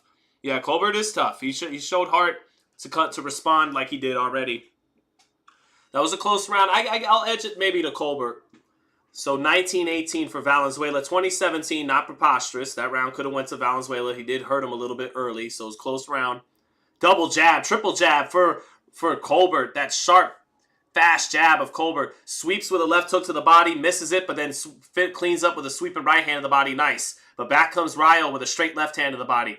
Ryo lands a jab. Nice jab, but he eats a left hook, but he walks right through the clean left hook of Colbert and gets busy with his right hook. Back comes Colbert in the southpaw stance, doubling up on his right hook behind a 1-2. Fast hands from Chris Colbert, landing the cleaner shots in the first minute of this third round. Good action. Now Colbert near the ropes where he doesn't want to be. He uses the up jab in the southpaw stance beautifully. Bam! Nice up jab by Chris Colbert. Gets himself out of the corner with that nice coiled up jab from the hip in the southpaw stance. Colbert staying southpaw. shoulder rolling for a moment in the shoulder roll stance. Stepping over to his right, gets cornered. Slips out of the way of a jab, a straight left hand, and a right hook from Rayo. Good defense. Comes back with a right hook, straight left hand. Rayo makes him miss it and then ties him up. But Rayo not in control of this fight the way he wants to be. And so far it's becoming a clone of the first fight. Colbert landing the jab, misses the sweeping left hand behind it. Rayo ducks underneath it. Now Colbert switches orthodox, jabs twice and steps over to his left. Falls a little short with that double jab. Rayo getting him near the ropes, but his slower hand speed, Colbert seeing it coming, seeing the left hand and the right uppercut, makes him miss both off the ropes. Straight left hand to the body by Rayo, but Colbert staying in position to counter. Oh, they exchange. Big left hand gets in for Rayo Valenzuela. Colbert tried to exchange with the puncher, got the worst of it. Colbert a little buzzed on the ropes, eats a couple of heavy body shots. Right hook to the body by Valenzuela. Valenzuela corners him, comes over the top with the left hand. Colbert fights his way out of the corner to get back in the center of the ring, but that's a good moment for Valenzuela. Colbert tried to exchange on a big left hook, and got his head off the line, threw the left hook, but Rayo threw the left hand where he knew his head would be and not where it was originally. 45 seconds left. Colbert jabbing out of the orthodox stance in the center of the ring, doing everything he has to do to get through this fight. Orthodox, southpaw, whatever it takes. Valenzuela picks his hands up, shoots the jab, eats a little right hand to the body as he stepped in behind his jab. Valenzuela keeping his hands up more than he did in the first fight. Nice little right hand to the body by Colbert. Misses the left hook up top. Trying to set it up with that straight right hand to the body. Valenzuela staying on the front foot. Trying to cut the ring off.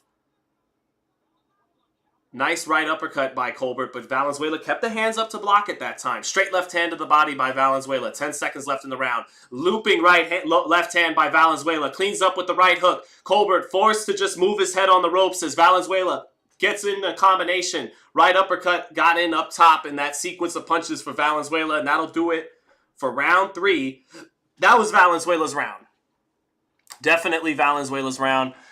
Depending on how you scored the second, it could be, yep, and again, Colbert loaded up on that left hook, and instead he ate the straight left hand and fell short with his left hook. Tried to exchange and load up with a puncher. Not smart by Colbert. Colbert would be smarter to stay behind that double and triple jab, whether he's southpaw or orthodox. That's how he set things up in that first fight. He would do the double or triple jab to blind Rayo because he has very fast hands, and then he'd sweep a right hand or throw a straight right hand. He would get what he wanted behind doubling and tripling up his jab. Even if it fell short, it would blind Rayo and keep him occupied and set something up. And that's what Colbert's got to do as opposed to trying to load up on a big left hook that got him caught there.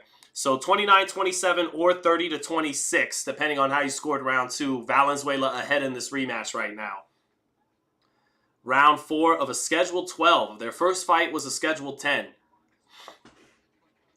Rayo staying on top. They trade jabs. Rayo getting the better of the southpaw jab battle that time. Landed his jab and caught the jab back well with his other hand. Good stuff there by Rayo. A little bit of an improvement like we talked about before the fight with the jab. Straight left hand to the body for Rayo. Trying to pin Colbert on the ropes. Colbert wisely shuffles out to his right to get back to the center of the ring and switches orthodox while doing it. Colbert picking his hands up along the ropes. Steps over to his left to get back in the center of the ring. Nice sharp jab by Colbert. Misses the right hand behind it, but he got that jab in. And that's the key for Colbert here. He can't go jab for jab with the longer arms of Valenzuela, so double, triple it up, keep him occupied, use the speed. Not doing that here in the first minute. There's the double jab for Colbert, and Rayo keeps the left glove up and catches the right, sweeping right hand behind it, kind of knows that's the setup. Rayo dropping the lead hand down, better distance control from Rayo, not giving up his height. Straight left hand to the body by Rayo, keeping him on the end of his length, trying to corner him. Colbert short with the double jab. Rayo seeing the setup coming, keeping his gloves up and his eyes open. Now Rayo cornering Colbert, but Colbert shuffles off to the left off the ropes, shoots a right hand left hook to get off the ropes. Doesn't land, but it gets him off the ropes. Halfway through the fourth, Colbert in the shoulder roll in the southpaw stance, tries to work his way in the shoulder roll off the ropes, and he actually eats a couple shots coming up with taking his back off the ropes. Colbert in the southpaw stance, staying in the shoulder roll. Shoots the jab. Rayo keeping his gloves up better. Parrying the jab. Rayo keeping him on the end of the jab. Shoots a straight left hand. Long. Colbert trying to double jab his way back in, but not effective with it. Pinned on the ropes. Big right hook for Rayo. Big left hook, catch and shoot for Colbert, but the puncher's getting the better of that punch-for-punch exchange. Colbert with the double jab gets Rayo back in the center of the ring, but now Rayo back on the front foot, loops the left hand over the top, shoots a right hook behind it, splits some of the high guard, not landing it on the money, and Colbert says, come on, give me more. Good right hook to the body by Rayo. Rayo keeping his composure well here, not getting into the mind games with Colbert. Keep doing what he's doing. Straight left hand, Rayo using the reflexes to miss the straight right hand, make Colbert miss the straight right hand counter.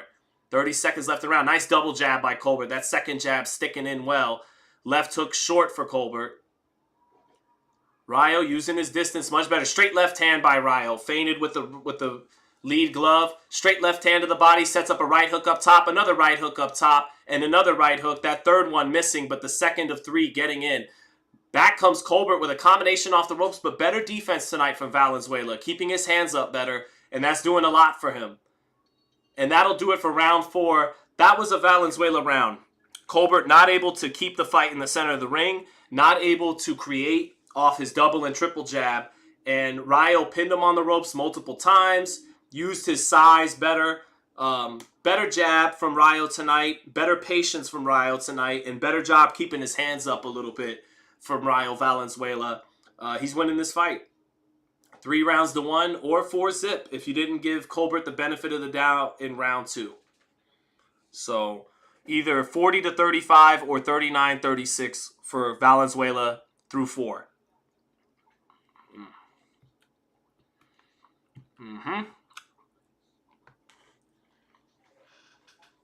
Tay said 3-1 Rayo. These rounds are competitive though. Francisco said, love how you give an accurate account of the fight. Thank you so much, brother. Oh, I had a super chat I never got to. Molly Mall. Errol Spence versus Virgil Ortiz at 154 in Texas. Virgil. Errol's seen better days, man. You know, much love to EJ. But I don't think he beats Tim Tszyu. I don't think he beats Virgil Ortiz. I don't think he beats Strawn Ennis. And I don't think he's beating Crawford in a rematch. That doesn't mean he can't still maybe beat a Brian Castano. Maybe him and Charles Conwell. Maybe he could still beat Charles Conwell, who's becoming the #1 for the WBC. But, yeah. Thank you for the super chat, Molly Mall. And a lot of that has to do with Errol's just seen better days. Nice double, tripling up on the jab from Colbert, but Colbert is getting backed up on the ropes. That jab is not creating the separation that he needs to keep the fight in the center of the ring. Double jab from Colbert. Keeping Rayo off of him, though. Now Rayo jabs to the body. Keeps trying to pin Colbert on the ropes. Colbert's back touches the rope. Lead right hook lands for Rayo Valenzuela, and Colbert just covers up. Now Colbert is on the ropes. Another right hook. Left hand lands for Rayo Valenzuela. Better defense by Rayo. Taking a half step back, and then resetting and pinning him on the ropes. Splitting the high guard with a 1-2, and then sweeping the left hand. Oh, a nice little angle by Rayo. Rayo steps over to his right. Shoots the left hand to the body twice. Lands it both times. Now Rayo, bringing the right hook behind the straight left hand. Colbert just covering up in that high guard. Oh, little straight left hand lands for Rayo again. Rayo steps over to his left and lands a straight left hand right hook. He is styling on Colbert, putting him in the blender. Stepping over to his left, stepping over to his right, getting beautiful lead foot positioning, and stepping over to the side of Colbert, who has no answer for it footwork-wise, and is just covering up in a high guard. And plenty of those punches are split in the high guard. Beautiful sequence there for Rayo Valenzuela. He's in control of the fight. Valenzuela establishing his jab, and then boom, straight left hand. He knew where Colbert was. Improved skills for Rayo Valenzuela tonight. I'm impressed with some of the adjustments from. So Errol is trash now. Errol is not trash. I just don't think he beats Tim Tszyu or Virgil Ortiz or Terrence Crawford. Those, still beat a lot of other guys. Little right hook, left uppercut on the inside. Colbert coming forward, banging away with 2 body shots, but he does not have the heavy hands and the snapping power to win a fight like that. They exchange with Colbert's back on the ropes. Big right hook for Valenzuela. Right hook to the body. Left hook to the body. Sweeping left hand up top. Little left hand again for Valenzuela. Colbert waves him on like he did in the Hector Garcia fight, just covering up in the corner in a high guard, taking punishment. Straight left hand to the body for Valenzuela. He's had a huge round. Huge round for Valenzuela. Oh, another left hand to the body. A little bit low, but he knifed it in there. Back comes Colbert with a straight right hand to the body. Straight left hand to the body for Valenzuela. And his defense is better tonight because, you know, it's good that we saw Robert Guerrero, just like Rayo, southpaw, up against a faster guy, but he's bigger. And it's not that you got to jab his head off. You don't have to be Oscar De La Hoya or Tommy Hearns and score with the jab all night long. Muhammad Ali, Larry Holmes.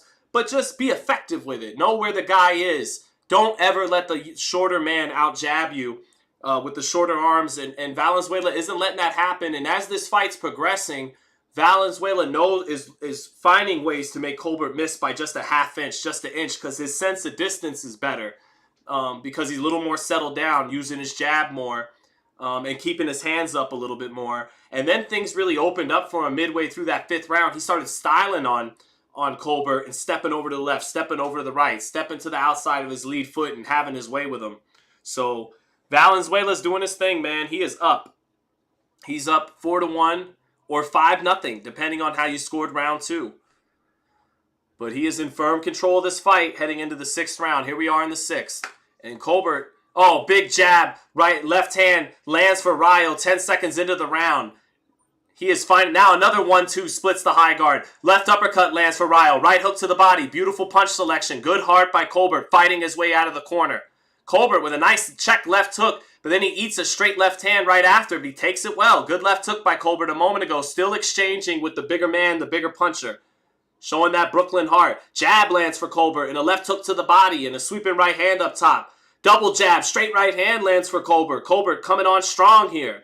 Straight right hand to the body for Colbert. Straight left hand picks his head up, but he stays in the pocket. Rayo steps over to his right, shoots the straight left hand to the body, gets Colbert on the ropes. Double right hook, one to the body, touch right hook to the body, finishes up top, lands on the high guard of Colbert. Colbert's back on the ropes. 1-2 for Rayo, getting caught on the high guard for Colbert. Colbert jabbing out of the high guard in the southpaw stance, getting back into the center of the ring. Double jab from Colbert out of the high guard, pushing Rayo back here midway through the 6th. Nice jab stab to the body, though, by Rayo. That long lead hand from the bigger man. Colbert freezes him with the jab, chops with a left hand to the body. Nice little chopping left uppercut to the body. Nice jab stab to the body in the center of the ring for Rayo. Then Rayo picks the jab up top. Rayo dropping his hands a little bit here, taking a few deep breaths, dips underneath the jab twice, then resets his position in the center of the ring, shoots the up jab. Oh, big right hook for Rayo Valenzuela. Chris Colbert's out. It's a knockout. Chris Colbert was near the ropes, and Rayo Valenzuela, he range fine with a left hand. Didn't throw it to really land it or hurt him, and then he cleaned up with the right hook. And Chris Colbert is flat out on his face, his head out of the ropes, the bottom rope, below his head out of the rope. Now they're slowly waking him up, but that was a knockout of the year candidate for Rayo Valenzuela. Had Colbert along the ropes and, you know, kind of range fine with the left hand, really just to set up the right hook. And boy, did he clean up with that right hook. What a knockout for Rayo Valenzuela, who didn't just get the knockout tonight. He was the better man. Kind of feel for Chris Colbert because he was clearly a 130-pounder up against a fully hydrated 135-pounder, but he gets knocked out. And Chris Colbert showed heart in this fight before getting knocked out. He fought all the way through. He didn't stop trying to win, and that's part of why he did get knocked out. If he tried to cover up in the high guard from pillar to post like he did with Hector Garcia, he might have survived. You see a very... probably sad Chris Colbert right now getting looked at by the doctor. Thank God he seems to be okay. But he seems very dejected and disheartened. This is a young man they called Lil B-Hop in Brooklyn. When I used to go cover fights in Barclays in 2011, 2012, they would go, you got to hear about Lil B-Hop. This kid is the truth. He's amazing. I remember meeting him as a little boy. And, I'm from Brooklyn. I've loved it when he fought King Tug, Nyambar. Loved his skills. The Hector Garcia fight happens, this happens, and now this kid who was supposed to be a star, be a great fighter, it's getting away from him. It's getting away from him. I feel for him a little bit. He was clearly the smaller man tonight, but he didn't use all his boxing skills. The footwork wasn't really there. He didn't know how to keep the fight in the center of the ring consistently. Got away from his double and triple jab, which set up opportunities for him. But part of why he got away from that double and triple jab is Raul Valenzuela was parrying and keeping his gloves in better positioning and was out jabbing the faster man with better timing and length with his own jab. So beautiful knockout by Raul Valenzuela. Knockout of the year candidate there. Yep. Which round? Round 6, Raymond Malone. Round 6. Man, that was good. Did we enjoy that, chat? KO on the way, Bible English. You did call it right before it happened. You did call it Bible English. CW. Oh, I got you, brother. Yo, Sean, it's hard to tell online, but I'm really not emotional. I know it's unrealistic. Just saying, boxing-wise, guys like Ryan and Tank don't bring nothing but social media hype. We got to stop letting them. I totally dictate to real champions based off social media fame. I'm with you, CW. If I was the dictator of boxing, and I'm with you, I would mandate the fight, brother. I would. I just, trust me, I'm with you at the end of the day.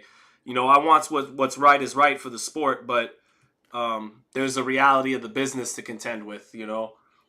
But I didn't mean to say you were being emotional or something like that. I didn't mean it like that. You're my guy, CW. Appreciate your input. Do we see a third? Ask King of Kings. Nah, this fight wasn't that competitive. A lot of people thought Ryo won the first fight. Ryo's too big for him. And now that Ryo, I said before the fight, either Ryo will look smart. He made the right... It's like going for it on 4th down if you're an NFL coach. If you get it, you look great. You look smart. You look ballsy. If you don't, you look stupid. If Ryo would have went in there and shit the bed, not only would he have lost the fight, he'd have looked like an excuse maker. Like he scapegoated Team Benavidez and he wasn't accountable as a man. But because he won, now you praise his decision making. Clearly, his original coach got him to box more, use his boxing skills more, as opposed to trying to be an all offense first, bomb guys away. He used his jab a little bit more and kept his hands up better. And those two adjustments gave him a lot. Helped him a lot tonight. Just better use of the jab, more patience. It set up his accurate... he's always been a great body puncher, Valenzuela has. But his patience, better jab, keeping his hands up more tonight. He took a step forward tonight. And, you know, he's a vulnerable fighter, but a dangerous fighter who hits hard, has some good offensive skills, and became more defensively responsible tonight. Good-looking kid, very fun to watch. So, you know, he's a player in the lightweight division. Actually, CW don't, and I'm done with the pasta now, thank God, but CW, don't shoot the messenger. They might want this kid to fight Tank one day. He's a good-looking kid. Good-looking Mexican kid. Fun style. They probably feel like they could sell that at some point. So don't be surprised if this kid gets a shot with Tank in the future.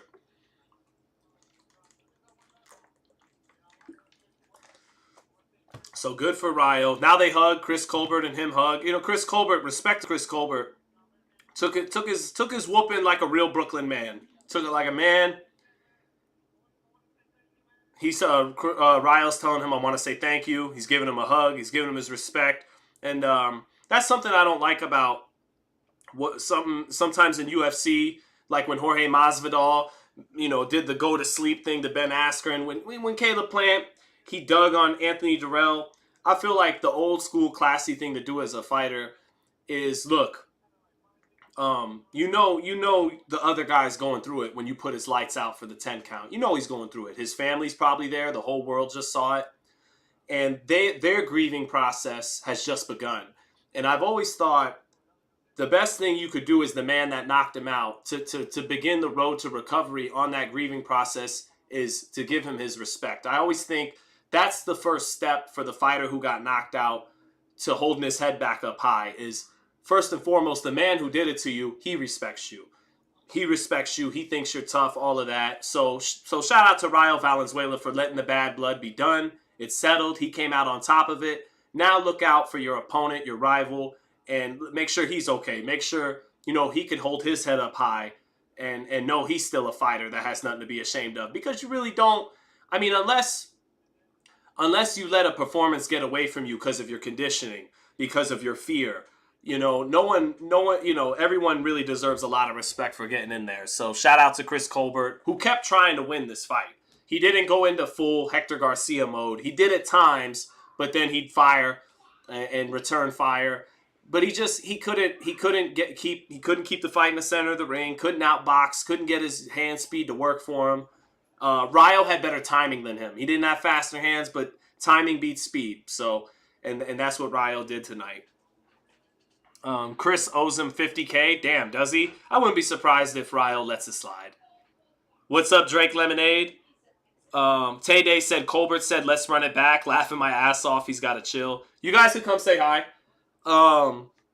Yeah, but he's a fighter. Fighter's supposed to say that. On paper, it's still 1-1, so of course he wants a part 3. But Colbert, he just hasn't been getting, for as fast as he is, his footwork, he just hasn't gotten it. He hasn't gotten it done, man. And I thought his performances against King Tug, he looked great.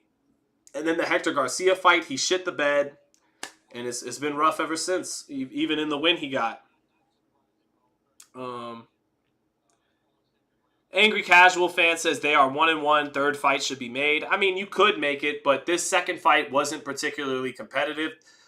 2 judges had it a clean sweep for Valenzuela. 1 judge gave him 1 round. Showtime had it 49-45 for Valenzuela. A lot of people thought he won the first fight. Through 16 rounds, he's dropped Colbert twice and knocked him out and hurt him multiple times.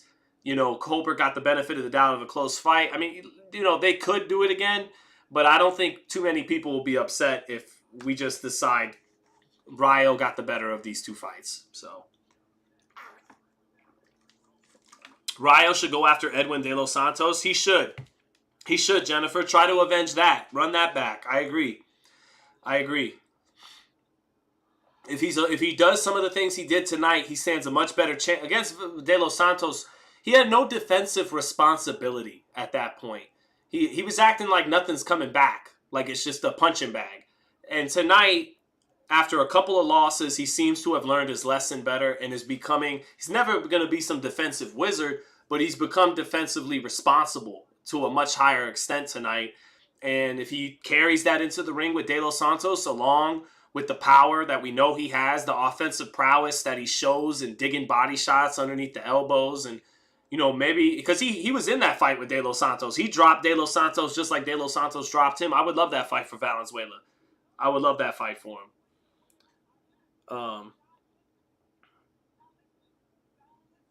Virgil Ortiz beats Errol Spence is a hot take, by the way. Is it really, though, Molly? You're right, because, I mean, what has Virgil shown us in over 12 months? Virgil fights here in Vegas in a couple weeks. I'll be there. But you're right. I mean, Virgil's never fought above 47. His body's been betraying him. Mean Machine hurt him, even though he knocked him out. So I get it, but I'm just telling you how I see it. I really didn't see much from Earl in the Crawford fight. And I know a lot of that had to do with Crawford, but Errol's balance, he didn't look good. And I don't know how good he's living outside of the ring these days. And Virgil's just so much younger. Errol's defense just isn't that good these days. I would favor the younger guy. I would favor Virgil.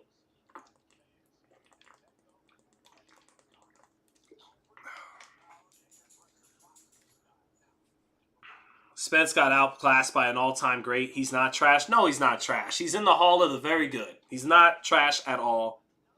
I'm not saying that. I'm not saying it's not a two-way street. It's a competitive fight. But the younger guy with the 100% knockout ratio, with faster hands, who's fresher, hasn't suffered the kind of punishment and the lifestyle stuff of Errol Spence, and the car accident. I favor Virgil, man. I definitely favor Virgil and Tim Tszyu. So, but, God bless Errol. Maybe he shows up looking rejuvenated and looking like 2018 Errol Spence. But I just think that ship has sailed. I don't think he's that guy anymore, I don't think 2018 is coming back.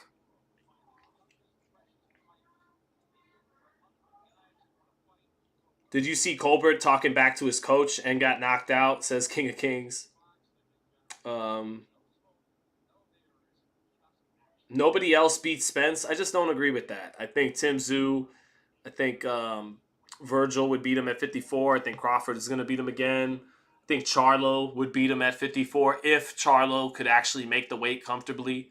So I think Spence gives Tim Tszyu all he can ask for, says Tay-Day. Yeah, very well. Hey, if Spence rehydrates at 54 and looks like the old Spence again, then yeah, he might get in that ass. But even if he does rehydrate well, that's a tough fight. You know, Tim Tszyu is a little faster than him, and Tim Tszyu has a little bit better pull counters than him. Tim Tszyu has that pull better than Errol these days. Errol's more active, busier, but Tszyu is sharper. Tszyu is quicker with his shots and sharper, and he's throwing heat, and he's fresh and undefeated in his 20s. Errol's in his 30s, coming off a brutal loss. The accident, Tszyu's the favorite, and I feel confident in saying Las Vegas would agree with that. I think if they were to fight next month at 54, Tim Tszyu would be the betting favorite at the Las Vegas odds makers, but I respect the Spence loyalty in the chat. You guys are not front runners. You're not just turning your back on Errol because things didn't go well on the 29th in July. Spence sleeps. Virgil stop playing. No, I don't think so. Spence hasn't slept anyone since like Leonard Bundu or Ocampo. He knocked out to the body, but yeah, no. Spence is an accumulation puncher. He wasn't a one punch knockout artist at welterweight. So I don't think he'd be that at 54. Maybe, though. Maybe. I don't know. You know, we do got to wait and see what we get from Errol coming forward at 54 because we saw how good Devin looked at 40 compared to 35. So, we'll see. But Devin's in his mid-20s. He was coming off 12 rounds with a Hall of Famer in Loma, high-speed chess. He's in his mid-20s where you get better at every fight, especially as you fight better competition and move up in weight. Errol is 33 years old, man, and when you look at photos of him since the fight, he's not exactly shredded and ripped. Bud's in the gym and in better shape than he is. So there you go. What's one-time Thurman do now? I don't know. I'd like to smoke weed with Keith Thurman. I wouldn't mind a smoke session with Keith Thurman, but in terms of what he's doing boxing, I don't know. I don't really know what he's up to at the moment. He was gonna fight. I was told he was going to fight Stanionis tonight. It was supposed to be a triple header. He was supposed to maybe fight Stanionis tonight, and then that got scrapped. So I don't know. But, yeah, last I heard, he was supposed to be fighting Stanionis. It was supposed to happen some point this month in December. It never did. That's the last I heard. Tula View says, why does no one talk about Virgil versus Xander? I hope you see this. Xander's in the prospect stage still, and Virgil's a contender who was gonna fight for a world title until his body began to betray him at welterweight. But that's why. They're in two different trajectories still, but I'm with you that it should at least be... Virgil's still so young. He's not that much older than Xander. So you're right. Xander and Virgil is a fight potentially for the future, but they're with different promoters. Xander's nowhere near really fighting for a title just yet. He's still about 18 months off at least from something like that happening, and it'd have to be against the right kind of belt holder. So, but that's why. But you bring up a fair point. It could be a hell of a fight at one point. What do I got here?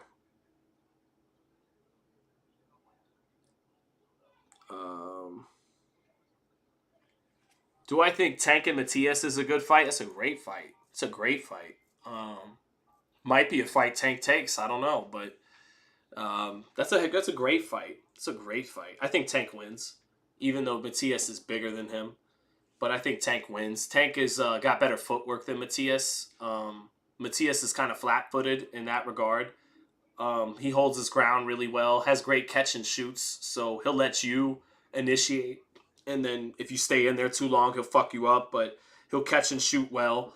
But I just think Tank, better footwork, faster, trickier, knows how to be more deceptive with setting up his power than Matias, who's an accumulation knockout artist. So, You know, that'd be a very risky fight that would get Tank some major respect. I'd love to see it. I favor Tank, but we probably won't see it anytime too soon. But it's not out of the question. Um, who does Canelo cherry pick next? I think Canelo's going to fight Benavidez next year, just not in May. So I think I don't know though. Probably he'll get what he wants. If he wants Jamal Charlo, he'll get Jamal Charlo. If you're David Benavidez and Canelo for sure isn't fighting you in May, you'd love to get Jamal Charlo. Jamal Charlo's the one everyone wants to pick on, right? Canelo might want him for May. Caleb Plant's dying to fight him. But if you're David Benavidez and Canelo passes, he opts to fight Munguia, somebody else. If you're David, you go, I want it. Dibs. I want that motherfucker. You got to give him to me. Now, don't give him to Caleb Plant. Al Heyman, I beat Caleb Plant. He doesn't get dibs on Jamal Charlo. I do. So, but I think if you're trying to help out Jamal, you either feed him to Canelo so he can make life-changing money, but if Canelo's not interested and you want to do Jamal a solid, you put him in a winnable fight against Plant where he's probably still an underdog, but not nearly the massive underdog he'd be against Benavidez, where virtually everybody would be picking Benavidez to stop him. But if he fought Plant, it's a much more competitive fight on paper. So it depends on what Canelo's prerogative is, and then after Canelo's prerogative, what Al Heyman's prerogative would be. Would Al Heyman, who I'm sure has an affinity for Jamal Charlo, a guy he's worked with for a decade, would Al be okay feeding him to David if Canelo's not interested, or would he want to do his guy a solid and put him in a more winnable fight against Plant? But above all else, it's Canelo. If Canelo wants Charlo, he gets Charlo in May. So, and you'd think, why would Canelo really want to fight a Golden Boy fighter in Munguia? I mean, maybe he will just to beat the shit out of him and you know, to do that. But he'd also be making De La Hoya a shitload of money, even if he would beat the shit out of him. So, is that something he really wants to do for De La Hoya and Golden Boy? I don't know. The easier fight to make would just be Charlo. Oh shit, Sonny Edwards is about to start? All right, chat, we got to change direction here a little bit. Sonny Edwards and Bam Rodriguez time. I got a super chat from Jameson Childress. What's up, Jameson? Sean, what's a good way to define a duck? I hear the word thrown around too often in too many different scenarios. Much love, brother. When you won't take the fight, but you realistically don't have equally or more lucrative options. When there is enough money and legacy on the table. So when there's no issues of weight, you're not either too small or you're not outgrowing the division. So if you're not too small, if you don't have to go up a weight that's really not conducive to you, and I know you guys go, haha, got you. Why do you want Tank to fight Devin at 140? He knocked Mario Barrios out at 140. Do I think Tank's at his best at 140? No. But I think he's way fucking closer to his best at 140 these days than Devin is at 35. It's a little... You lose more being drained from going down in weight, too down in weight, than you losing some power, losing some speed, some of your game, putting on a few pounds too many. And again, Tank has shown knockout power at 140. He's shown he's still he looked a little blown up. I'll admit, a little soft at 140, but he still looked damn good at 140. And Devin just can't make 35 anymore. He's just too long and too big and getting older, really becoming a grown man. But if you don't really have equally or more lucrative options, and if the weight's not an issue, and if money really is there, and let alone the belts, even less importantly, the belt or the belts, plural, then it's a duck if you just don't want to do it. So that's how I'd more classify a duck. But here we go. Round one, Bam and Sonny Edwards. Highly anticipated little man fight tonight. And let's see what we got. Bam Rodriguez stepping over to his left. Nice jab to the body by Bam Rodriguez to get us started. Oh, nice little counter left hook by Sonny Edwards. As Bam was reaching for his jab up top into the body, Sonny countered with a little touch left hook. Nice Now Sonny stepping over to his left, trying to work his jab. Sonny trying to walk Bam into that left hook over the top of Bam's jab. Bam establishing the jab to the body. Good jab to the body by Bam Rodriguez. Another jab to the body by Bam. And Sonny Edwards is complaining that it's belt line, but the punch is legal. He can't complain about it. Bam shooting the jab up top twice, falling short. Sonny holding his ground. Nice jab to the body again by Bam. And Sonny keeps complaining about it being low, but the referee is not reacting to his complaining. Bam trying the first big left uppercut. 2, 3 jabs to the body of Bam. And Sonny keeps complaining about it when he has nothing to complain about. First minute of the fight being dictated by Bam Rodriguez's jab to the body. Jab to the body again by Bam. And Sonny complains it's to the hip. Now Sonny lands a jab up top. Splits the high guard a little bit. Bam drops that lead hand up. Bam feinting well. Shoots the jab up top. Nice left hand to the body for Bam. He punched as Sonny tried to jump in with a right hand. Another straight left hand to the body by Bam.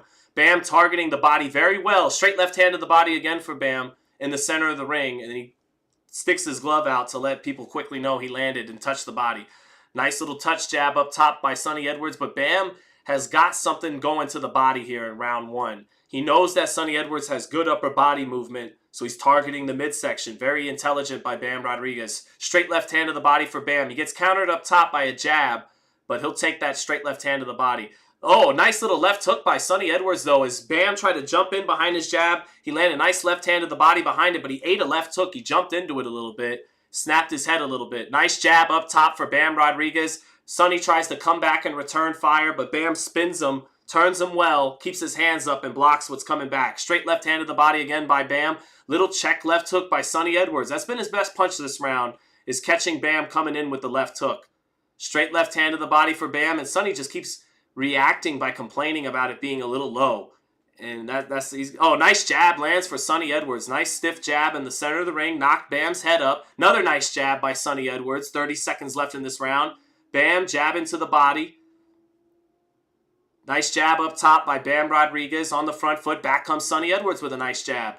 Nice jab again by Sonny Edwards as Bam tried to knife in that straight left hand to the body. Sonny held his ground, caught it on the elbow and jab. Now a nice little right hand in the clinch for Sonny Edwards, getting rough in the clinch. So Sonny Edwards finding a little bit of a rhythm down the stretch of this round, but it was the accurate targeting of the midsection for a lot of this round that carried the round for Bam, but a good finish by Sonny Edwards, who began to do his thing and getting a little bit of a rhythm there too. But 10-9 for Bam Rodriguez.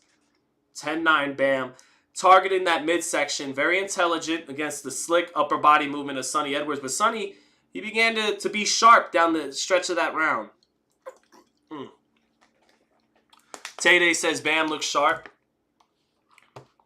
Tay-Day, I got both fights going too. Let's see. Where we at? Oh, David Morrell in the Christmas Santa Claus outfit. Nice green and red. Oh, Maron, he looks beautiful. He looks like he's from Italy with the green and red. I love it.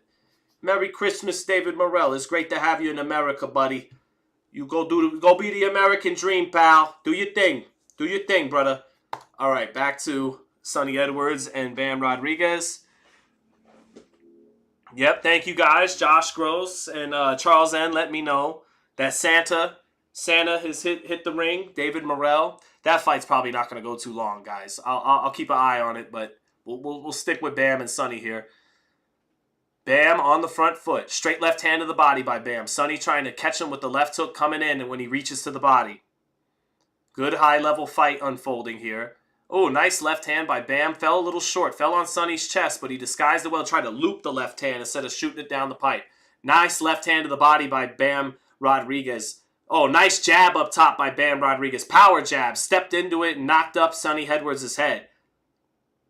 Great footwork battle by these two fighters as expected. Sonny trying to step off with a left hook, but instead Bam covering up, catches him to the body. Nice straight left hand to the body again by Bam in the center of the ring. Bam doing a good job at times targeting the body in between Sonny, trying to catch him up top. Sonny stepping over his left, stepping over his right, shoots his jab, gets it blocked. Bam out jabs him. Bam out jabs him again. Sticks that southpaw jab in on Edwards as Edwards stays out at long range. Edwards shortening up his stance, stepping over to his right. Bam staying behind the jab. Bam catches a check left hook on the glove, blocks it well. Sonny trying to walk him into counters, but Bam is defensively responsible. Straight right hand to the body, misses for Sonny Edwards. Bam tries to counter back with 2 shots, and then Sonny lands a nice southpaw jab. Sonny lands a nice left hook that knocks Bam's head up. Nice straight right hand by Sonny, and a jab lands for Sonny halfway through the round. Nice sweeping right hand to the body in the center of the ring for Sonny, beginning to punch in between Bam's punches with faster hands. So a good chess match developing here. Sonny reaching for a right hand to the body, little left hook in between Bam's punches. Sonny with the quicker hands. Bam shooting a right uppercut from too far out. Sonny got his head out of the way of it and stuck his jab in. Minute left in the round.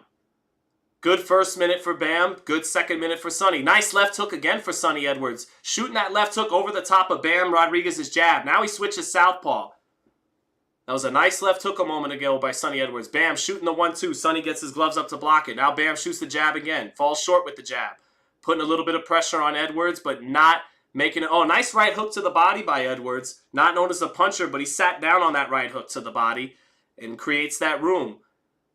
Edwards at least having enough pop to keep Bam respectful at long range. Keeping the fight at long range, forcing Bam to box with him.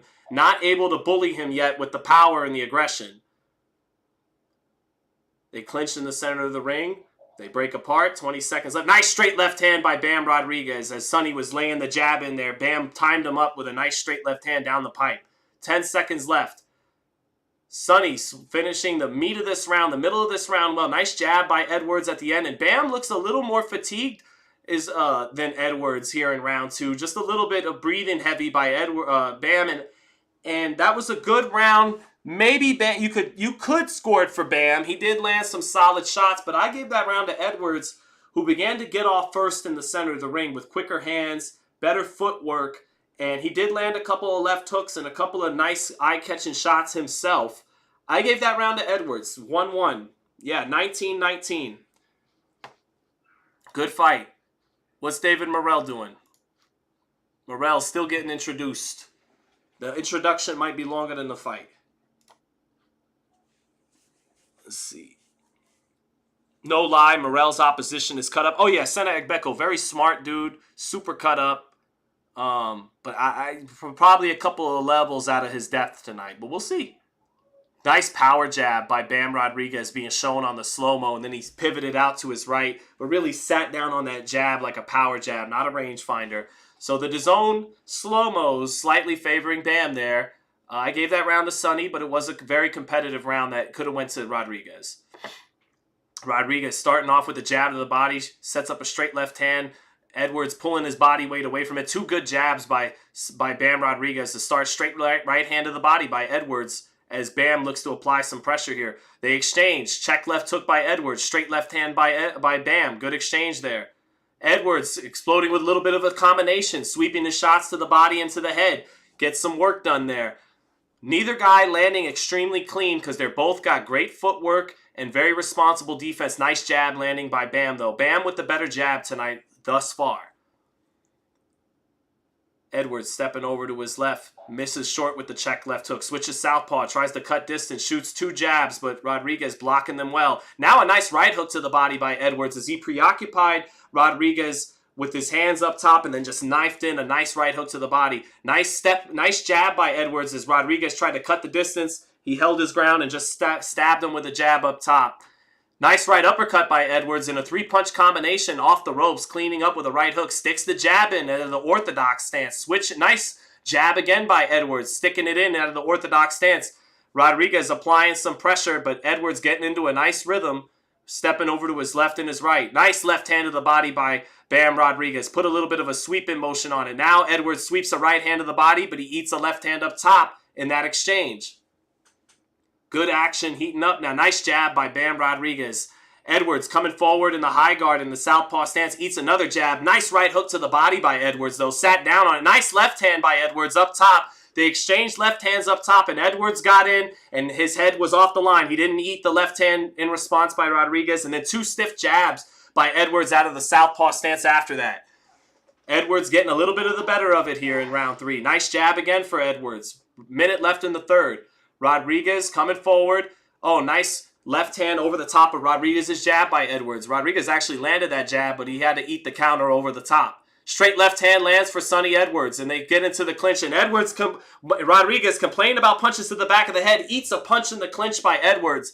Edwards showing some toughness and some grit on the inside and some roughhouse tactics with the bigger puncher.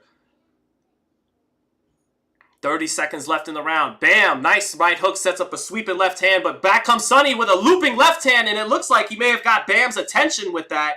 Sonny getting the better of the exchange, finding the opening in between both fighters' punches. Nice jab to the body by Bam Rodriguez, though. Back comes Sonny. Sonny is switching, moving, doing whatever it takes. Straight left hand to the body by Bam. Straight right hand counter by Sonny Edwards. Bam. Straight left hand lands up top for Bam Rodriguez with Sonny near the ropes. Good shot by Bam, but a 1-2 in the center of the ring for Sonny Edwards in this last 10 seconds. Nice jab lands for Bam Rodriguez, and he sticks his tongue out at Sonny Edwards. Knocked Sonny's head up with a nice jab. Sonny tried to sit down on the left-hand counter over the top of the jab, but Bam made him miss it after knocking his head up with a jab. I gave that round to Edwards. 2-1. 2-1 either way. Probably to Rodriguez. Just the vibe is maybe Rodriguez 2-1, but it could be 2-1 Sonny. I gave that third round to Sonny. First round, Bam. Third round, Sonny. Second round was a bit of a swing round. Here's the slow-mo by DAZN. Shows Bam landing a jab, but eating a sweeping right hand in return. So Bam landed his jab. Sonny came back with a right hand to the body, but then he sweeped the right hand up top. Sweeped it and landed it clean on the chin of Rodriguez. Landed an overhand left on Rodriguez too in the slow-mo and followed it up with a nice three-punch combination. So I gave that 2-1 Bam, says Tay-Day. Could see 2-1 either way. 2-1 either way. Close fight. Here we go. Round 4. Edwards stepping over, stepping back, fighting off the back foot, hooking off the jab. Bam applying pressure behind his jab. Chris Mannix has a 2-1 for Bam Rodriguez right now on DAZN. I can see a 2-1 either way, chat. Bam applying some pressure. Edwards stepping over to his left, but not giving too much ground, but getting backed up a little bit to start the round. Bam shooting the jab, not finding the mark. Edwards short with the left hook. They trade jabs, good trading jabs. They trade jabs. Oh, straight left hand by Sonny Edwards. They were trading jabs, but it was Edwards who let that straight left hand go, and he tagged Rodriguez right on the chin. And you know Rodriguez has to deal with some frustration tonight, dealing with this style. He's going to have to deal with it tonight to get the win. But that was a nice straight left hand by Edwards. Edwards falling short with the jab. They're in the center of the ring. Oh, they trade left hands again, but Edwards lands his, and he has the better upper body movement to keep his head off the line when they exchanged. That's risky exchanges, though, for Edwards. Nice straight left hand by Bam Rodriguez, backing Sonny up a little bit now. Bam, working his jab again. Shoots it 2 or 3 times, freezing Edwards with it. Edwards just picking his hands up to try to catch it. Edwards shoots his jab now in the orthodox stance. Shoots it again, but falls short twice. Rodriguez not just coming in, boxing at a distance here, midway through the 4th. They're trading jabs. Edwards with the little bit better jab, peppering them. Straight left hand to the body for Bam Rodriguez. Edwards, every time he gets hit to the midsection, complains to the ref. Now Edwards switches southpaw, shoots a nice left hand over the top of Bam's jab, but Bam not getting hit with that, but just off the mark there. Shoots another straight left hand and cleans up with a right hook to the body to Sonny Edwards. Nice jab in return by Bam Rodriguez. These are high-level defensive footwork exchanges here. Good chess match with these two guys. Straight left hand gets blocked. Bam Rodriguez. Oh, nice left hand by Sonny Edwards. Getting it in between Bam's punches at long range. Better sense of distance, quicker hands. He's landed that left hand over the top of Bam's jab 2 or 3 times this round, right on the mark. Now Bam shooting the jab. Back on the jab as Bam lands the jab. In the center of the ring. Bam picks his hands up, but eats a straight left hand by Sonny Edwards. Sonny Edwards finding a home for the straight left hand this round a few times. In the southpaw stance. Rodriguez missing the mark with a power shot. Gets tied up, and Edwards trying to get rough. Even hit him behind the head in the clinch. Just getting rough with him in those clinches sometimes. The hand speed advantage is showing up for Sonny Edwards here in the 4th. Edwards touching with the jab, stepping over to his left. Straight left hand by Bam Rodriguez in the final 5 seconds lands good, but that was an Edwards round. Gave that round to Edwards. 38-38 or 39-37. So David Morrell already knocked him out. Yeah, no surprise there. Damn. I switch over for 1 second, chat, and the man's getting his gloves taken off. Sheesh. Well, David Morrell is the shit. We knew that. He knocked out Sena Agbeko. We knew that. And he wins. We knew that. So, there you go. That's why I had to pick. That's why I had to choose this fight. You know, we knew David Morrell was going to flatten this man. I love Sena Agbeko when I talk to him. He's a sweetheart, great man, but oof. Muscles don't win fights. So here on the replays of this, straight left hand for Sonny Edwards on the slow-mo replay.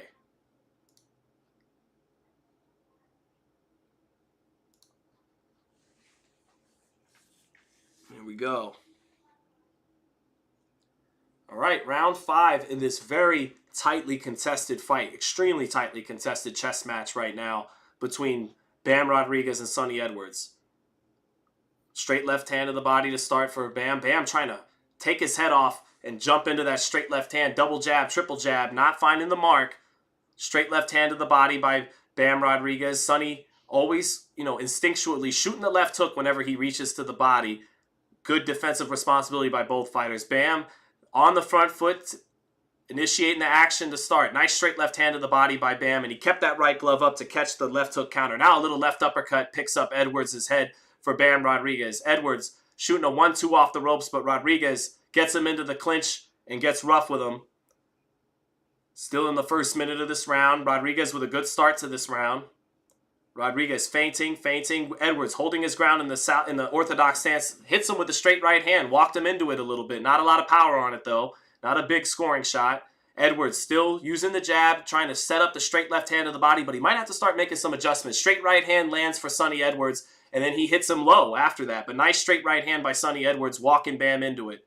Bam, shooting the jab, falling short with it twice. Edwards not using excessive movement, stepping over to his right, stepping over to his left, switching when he needs to. Straight right hand to the body for Sonny Edwards, and then he hits Bam in the clinch with a left hook when Bam is just holding on, getting a little lackadaisical. Sonny creating separation in the clinch and lifts his head up with a left hook. Bam back on the jab. Straight right hand to the body by Sonny Edwards. Punching in combination as Bam was a little heavy on his front foot trying to set up his jab. Straight left hand for Sonny Edwards. Nice right hook to the body, though, after he ate that straight left hand for Bam Rodriguez. Straight left hand again for Sonny Edwards. Sitting down on jackpot left hands. Back comes Bam, though. Nice right hook to the body and a 1-2 through the high guard. Splits the high guard for Bam Rodriguez. Good action here in the 5th. Minute left in the 5th round. Right uppercut gets smothered by Bam Rodriguez. 1-2 getting blocked by Bam Rodriguez. Nice right hook to the body by Bam. But then he eats a 1-2 that splits his high guard after digging that right hook to the body on Edwards. Edwards shooting a right hook to the body in the southpaw stance. 1-2-3 for Sonny Edwards. Great 1-2-3 combination. Splitting some of the guard of Bam Rodriguez, and then a little looping left hand in close in Bam Rodriguez's chest. Bam going back with the jab to the body. He's getting outboxed a little bit right now. Nice jab lands for Sonny Edwards in the orthodox stance at long range. Bam jabbing to the body, but see, Bam's setups are getting a little predictable. He's jabbing to the body, straight left hand to the body, trying to work the levels with the left hand. But Sonny Edwards is being a little bit more dynamic and unpredictable right now, and he's winning this 5th round with 10 seconds left. Bam. A little frustrated. You could see it. Edwards temperamentally on fire. Feels like he's going to pull this off. I got him ahead. I got Edwards up 48-47. I like the moxie he's fighting with. He's more unpredictable and dynamic. He's harder to get a beat on right now. What Bam is doing, he's kind of doing the same thing over and over again. He's coming in with the southpaw, trying to jab to the body, jab up top a little bit, and set up a straight left to the up top, or a straight left up top, or straight left to the body, or loop it a little bit up top. But no right hook, not a lot of uppercuts, not a lot of different setups and things like that. It's more Sonny Edwards who's pulling things out of his bag more and more as this fight goes on.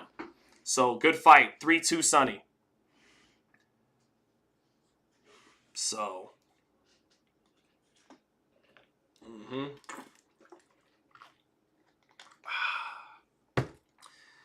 man, Morrell, I want to see the knockout at least. I'll have to check it out after. Here we go. Round 6 in this tightly contested chess match. Will it turn more into a war in the second half of the fight? We'll see. Edwards. Oh, big straight left hand for Bam Rodriguez. Backs Edwards onto the ropes. Edwards responding immediately with fire, but nice straight left hand knocked Edwards into the ropes. Edwards taking it well, though, but that was the kind of left hand Bam's looking for to get this fight going. They trade jabs. Bam gets the better of the jab. Edwards trying to fight his way through this moment and not let Rodriguez take the play, take the momentum. He wants to keep his momentum.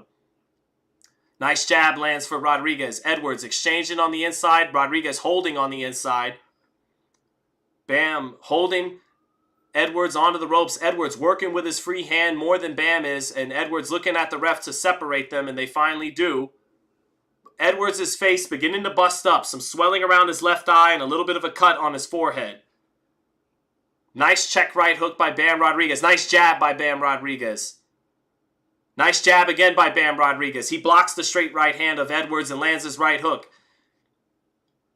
Bam finding the accuracy this round. Nice left hand to the right hand of the body by Sonny. He loaded up on it even though he's not a puncher. Oh, big right hook inside by Bam Rodriguez. This fight is turning around in Bam's favor this round. A little touch, straight left hand for Edwards, but the power showing up for Rodriguez in the pocket. 2 big right hooks to the body and a right uppercut for Bam Rodriguez. Another right uppercut and another right hook to the body in the pocket. 1-2 splits the high guard for Sonny Edwards and a right hook to the body for Sonny. A 1-2 up top. Right uppercut for Sonny Edwards on the inside.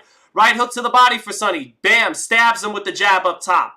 Nice jab back by Sonny Edwards. Nice jab again by Sonny Edwards. 1-2 getting blocked by Bam Rodriguez. Bam blocking the looping left. Ooh, big right hook to the body. Did go a little bit low. And the referee is going to warn Bam Rodriguez for that borderline shot. It's a good competitive round, but Rodriguez is winning this round with the power. Showing up in the pocket. 2 hard jabs knock up Edwards' head. A 1-2 by Bam Rodriguez. Bam, big left uppercut. Sets up the right hook to the body for Bam Rodriguez in the exchange.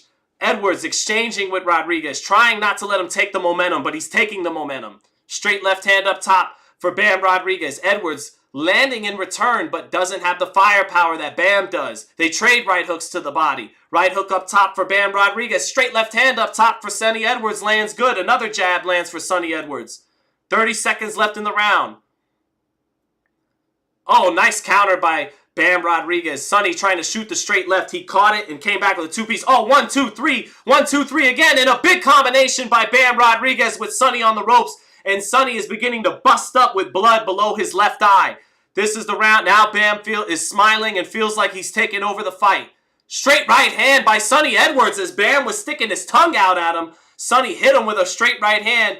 But Bam, the power of Bam Rodriguez is beginning to physically make the face of Sonny Edwards bust up in the 6th round.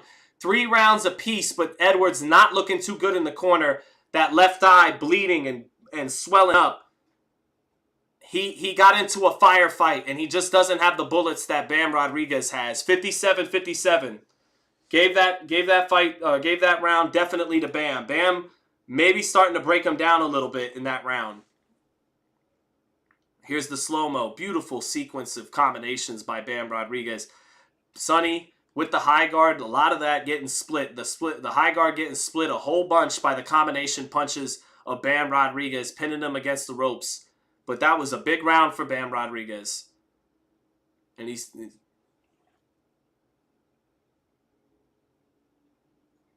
Josh Gross said he's going pew pew. Bam is going bang bang. Well said.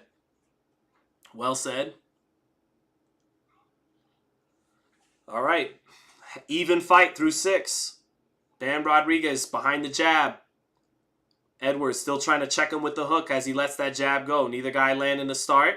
Edwards using a little bit more movement now than he did earlier. That power got Edwards to go more up on his bike to start the 7th round. More movement from Sonny Edwards now after he did not get the better of it in the pocket. Nice little left hook for Sonny Edwards, but his body language not looking good as he walked Rodriguez into the hook. It almost looked like, he's running from him, and judges pay attention to stuff like that. Chris Mannix has this fight 58-56 for Rodriguez. I have it even. Rodriguez applying pressure, gets Edwards on the ropes and splits the high guard with a nice 1-2. Edwards gets off the ropes, but he had to eat that 1-2 through the high guard.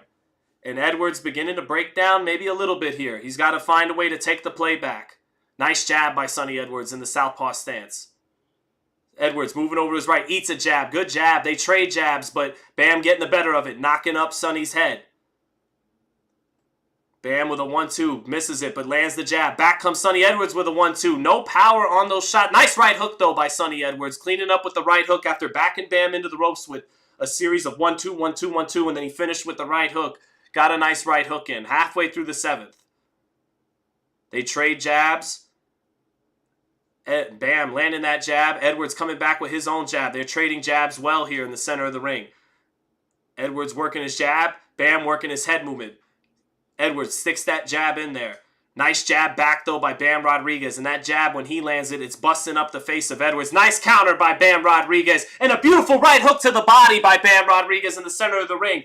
Rodriguez knew the straight left hand was coming. He made a miss and came back with his own shot, countered him beautifully. And after he nailed him, he froze him up top with a little 2-shot selection. And bang, right hook to the body in the center of the ring. Good moment there for Bam Rodriguez, who's ahead in this round right now. 50 seconds left.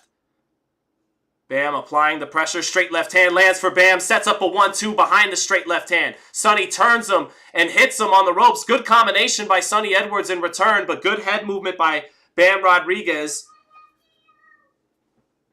Right hook to the body for Bam Rodriguez in the center of the ring. They trade jabs. Bam getting his head knocked up by Sonny Edwards' jab. This is good chest work by both guys, but the power, when they're both landing at about the same rate, the edge is going to go to Rodriguez's power.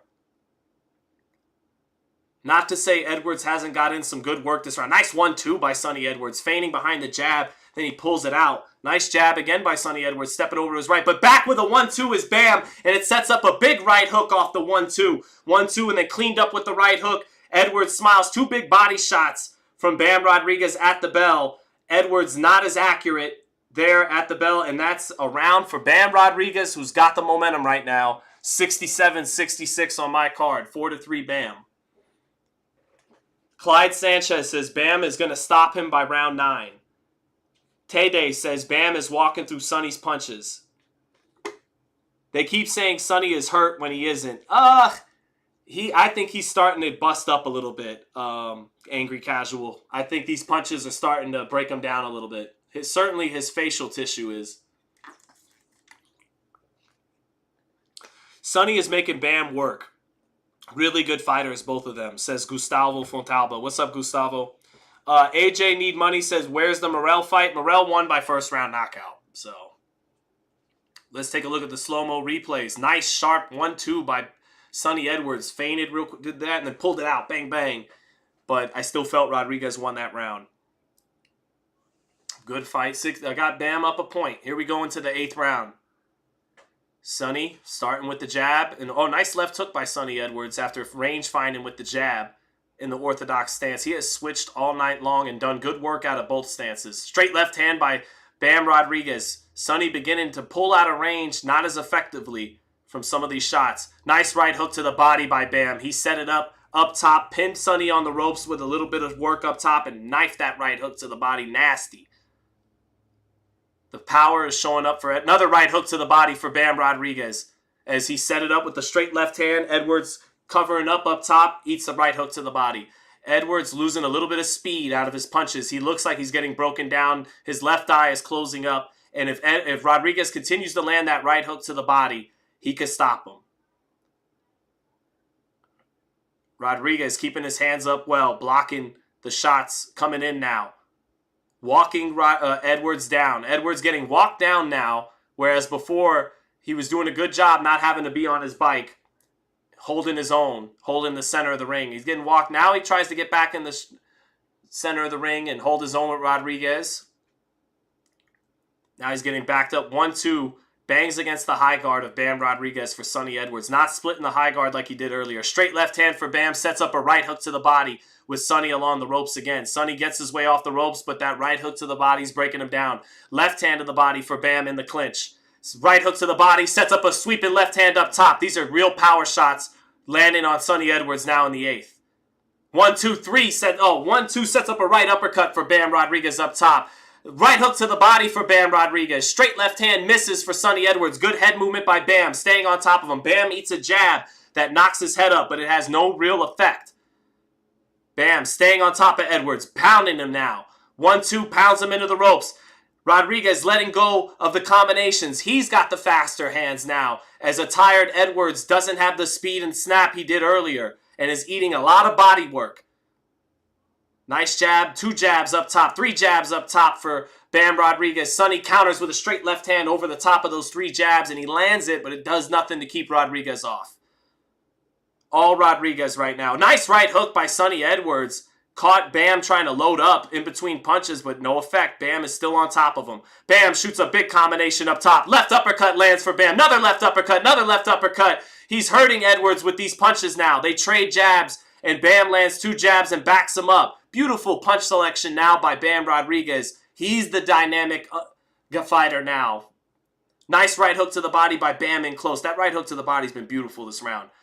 Straight left hand sets up a right hook, left hand up top. It's Bam punching in combination now. Double jab, straight left hand. 1-2, right hook, another straight left hand. All these punches landing. And now Edwards comes back with an arm punch flurry and lands some of it. But all Bam Rodriguez that round. Beautiful clinical work breaking down the other man in Sonny Edwards. Beautiful work there by Bam Rodriguez. 5 rounds to 3. Peter Garcia, son of Robert Garcia, taking a hard look at Sonny Edwards in the other corner, and is probably telling his man Bam Rodriguez, it's time to finish him. It's time to get the kill in these next round or 2. Yeah, it looks like Peter is telling Bam he's finished. He's finished. Bam has taken over this fight. Bam has taken over this fight with those last 2 rounds. So just when Sonny Edwards was having a good 4th and 5th round, was starting to get into a nice rhythm, was feeling himself, and then the fight changed in the 6th and the 7th and the 8th. That right hook to the body is killer. His right hook to the body followed up by short, compact, sweeping shots up top. Not a lot of fat on those shots by Bam Rodriguez in the pocket. Beautiful. And then a 1-2 setting up the right uppercut for Bam Rodriguez. Beautiful work in the pocket. This is a walk in the park for Bam, says King of Kings. Now it's becoming a walk in the park. Earlier on, he was frustrated. But he kept his composure through that frustration. And now he's doing his thing. Round 9, Bam in control of this fight. Looks like he might be on his way to stopping Edwards. Edwards stepping over to his left, stepping over to his right, keeping the fight in the center of the ring. Nice little check left hook for Edwards.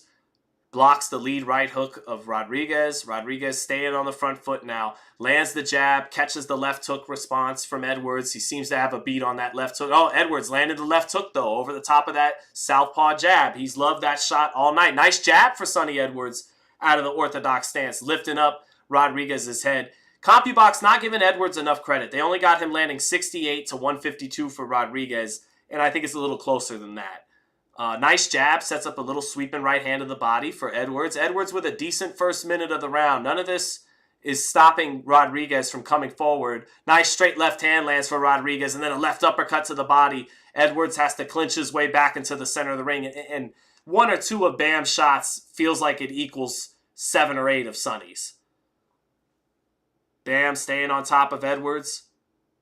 Oh, nice little right hook up top by Bam Rodriguez. Back with a right hook to the body is Edwards. Nice jab up top from Edwards in the southpaw stance. Oh, big left hand for Bam Rodriguez. He caught Edwards in an exchange with the 1-2 and the left hand got in. Edwards is holding on. He's buzzed. He's buzzed. He's a tough customer, but he's buzzed by that left hand in between punches. Referee is going to warn Sonny Edwards now for something or have the doctor take a look at him. Rodriguez smiles over at Edwards. Like Edwards getting a little bit of a looking at, or his mouthpiece came out from that straight left hand. The referee had to stop the action and give him his thank you, Tay-Day. Put his mouthpiece back in. Sweeping left hand for Rodriguez. Rodriguez steps on. Oh, Edwards is hurt on the ropes. The end could be near. Edwards getting pounded by combinations on the ropes. Returning fire, leaning on top of Rodriguez in the clinch. Oh, straight left hand for Sonny Edwards. Lands on the money against Bam. Another straight left hand, but it does nothing, and he has to eat a right hook to the body. Despite landing the best punch he could hope to land, he has no power. He's tough. He's a good boxer. He really is a good boxer, and he's tough. Nice right hook on the inside for Sonny Edwards. Does not lack for balls. The guy's got big balls. He wings a big straight left hand against Rodriguez. You know, gambling on those exchanges with Rodriguez. Good work by Sonny Edwards. Little right hook up top, looping left hand up top. Another right hook caught on the gloves by Rodriguez, but then a jab knocks his head up. Edwards going for broke. If he's going to go out, he's going to go out swinging. Give him credit. In the orthodox stance now, backed up by the double jab of Rodriguez, switches southpaw, comes back with his jab. Good final minute of the round for Sonny Edwards, but he got hurt a couple times, so his good work won't be enough to win him this round. Rodriguez hurt him a couple times that round. Oh, big straight left hand! Down goes Sonny Edwards! He's not as fresh as he was earlier. They exchanged straight left hands in the southpaw stance, and he got drilled. He got caught with that straight left hand. He opened up big and got caught big. Face first into the canvas. He's up. He beats the count. He goes back to his corner, but his corner should probably stop the fight now. He's been beaten up. He's been broken down to the body. His face is busted up, and he just got face planted into the canvas by a left hand. And it looks like they're trying to, and that's it. That's it. They stopped the fight. They stopped the fight. And Bam is crying on the canvas. He's now the unified champion. Great performance by Bam Rodriguez. Great job by Bam Rodriguez holding his composure. And early on, he won the first round. I thought Edwards won the second. He won the third. Bam did. So he was up 2-1. But then in the fourth and the fifth, Edwards began to get into a little bit of a sneaky, deadly rhythm. He was feeling himself. He was taking chances, landing good shots, boxing well, switching southpaw, switching orthodox. But ultimately, Rodriguez stayed composed, stayed consistent, stayed applying intelligent pressure. And in the sixth round, he turned the fight around. He began to hit him with heavy shots. Edwards responded in the sixth by trying to fight in the pocket and hold his own. And he landed good shots in the pocket, but he just couldn't hold up with the power and the precision in the pocket of Bam Rodriguez, especially that right hook to the body really began to break down Sonny. And the power, they would sometimes trade and land as much, but the power was busting up the face of Edwards. And, you know, Rodriguez is very emotional because he knows if he wasn't patient and couldn't keep his composure and couldn't deal with frustration tonight, this fight could have got away from him.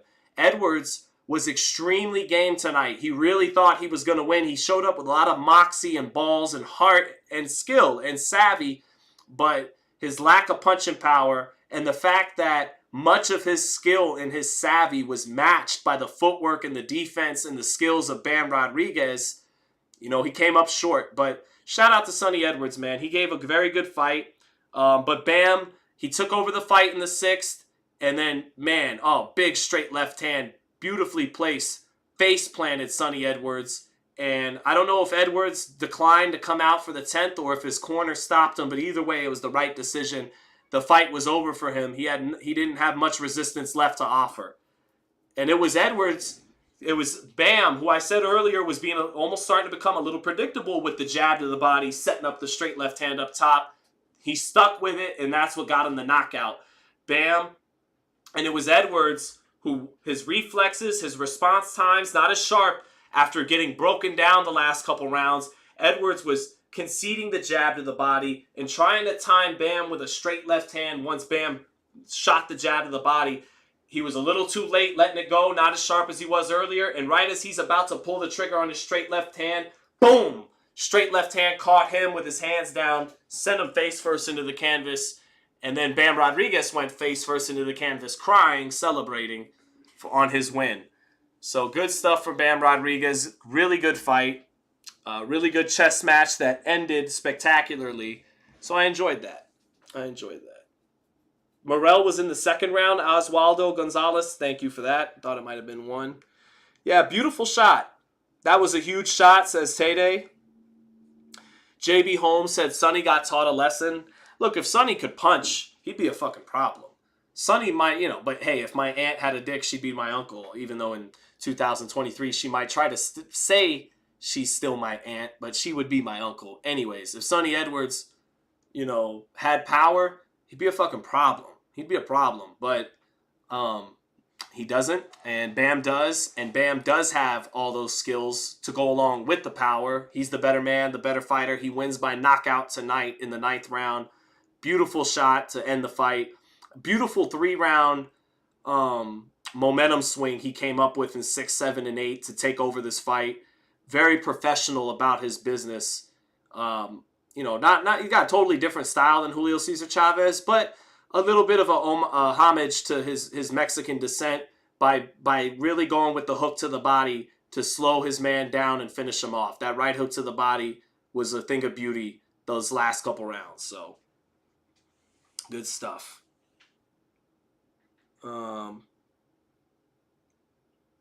It's good stuff.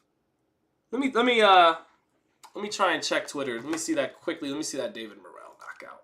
So I didn't get to see it. You guys probably got to see it. I didn't get to see it. Let me see. What did we get, David Morrell? What did you show us? I won't take credit for Bam winning because I didn't really commit to it, but I did say I did pick Bam and he won, so that, yay. I made up for my Franchon Cruz DAZN blunder last night, right, chat? Right? Hopefully, maybe. All right, let me see. How did David Morrell look? Let me see this for myself. Frozen with the jab, straight left hand, sweeps the left hand, right hook, sweeps the left hand again, right hook, straight left hand, referee stops it. David Morrell's a fucking beast, man. He's a fucking beast. He's big as shit. He has really flashy footwork. He's fast. He's a great athlete. He punches hard. We just got to see, can he take it? As Floyd said, you got to be able, see the thing is, you got to be able to take it as well as you dish it out. So we got to see if he can take it as well as he dishes it out. Basically, if he has a chin, if he has a gas tank, if he's mentally strong, if he can make adjustments with his IQ.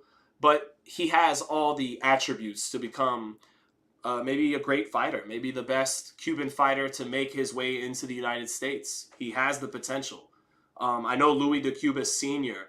said, his manager told me and Louis de Cuba Sr. helped bring over Roberto Duran, I believe.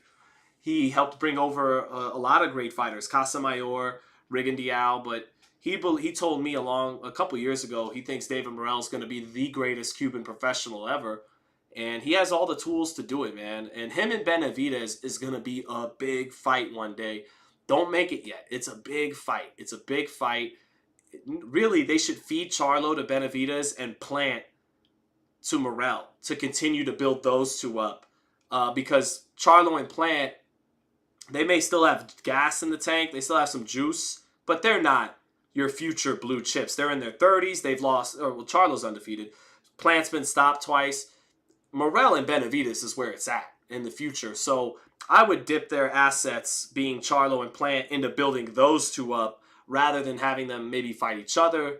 But I don't know. We'll see. But Morrell and Benavidez, it doesn't even have to happen at super middleweight. That could be a huge fight down the line in 2 years at light heavyweight because they're both going to be light heavyweights, Morrell and Benavidez.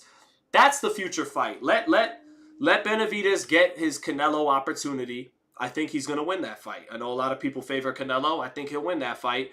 And I think once David beats Canelo, easily the best fight at 68 is him and Morrell. But David's going to want to move up at that point to 75, right? No problem. He moves up to 75. Fight the Russian killers. Fight Bivol and Beterbiev. Those are great fucking fights. Meanwhile, Morrell, he can clean up the carnage left behind by Canelo and Benavidez's fight. He could grab the belts that'll be remaining if Benavidez wins and vacates. He could build his name at 68, and then by the time David's done at 75 with a Bivol, with a Beterbiev, maybe Morrell will be established at 68, big-ass kid. He moves up to 75, and now we got the summit meeting between the two big, fast, hard-punching big boys, Morrell and Benavidez, both named David. I would love that. So Plant should stay far away from Morrell as possible. So of course he should. He should want to fight Jermall Charlo. But I don't know. If I had all these pieces on the board, I would feel like my bread's really going to be buttered these next 5 to 10 years with these two kids, the two Davids. And That they'd be my priority to build them up. They're my future. They're my top two guys that could headline pay-per-views and then against each other one day. So, but but then again, I get it. If Charlo and Plant's still a good fight, but if you're managing or you're promoting Benavidez and Morrell, I feel like those are the guys to build up. You feed the older vets to them, but I don't know. What's Sonny got to say? Let's hear it. Jesse's a hell of a fighter. Sure as hell no after the fight. Damn. So he gets no Clarissa Shields date. Damn it. But this is really the worst thing that's happened to Clarissa Shields this week. Not everybody talking shit about her once that awful clip got shared with the 140-pounder. No. She missed out on a Sonny Edwards date.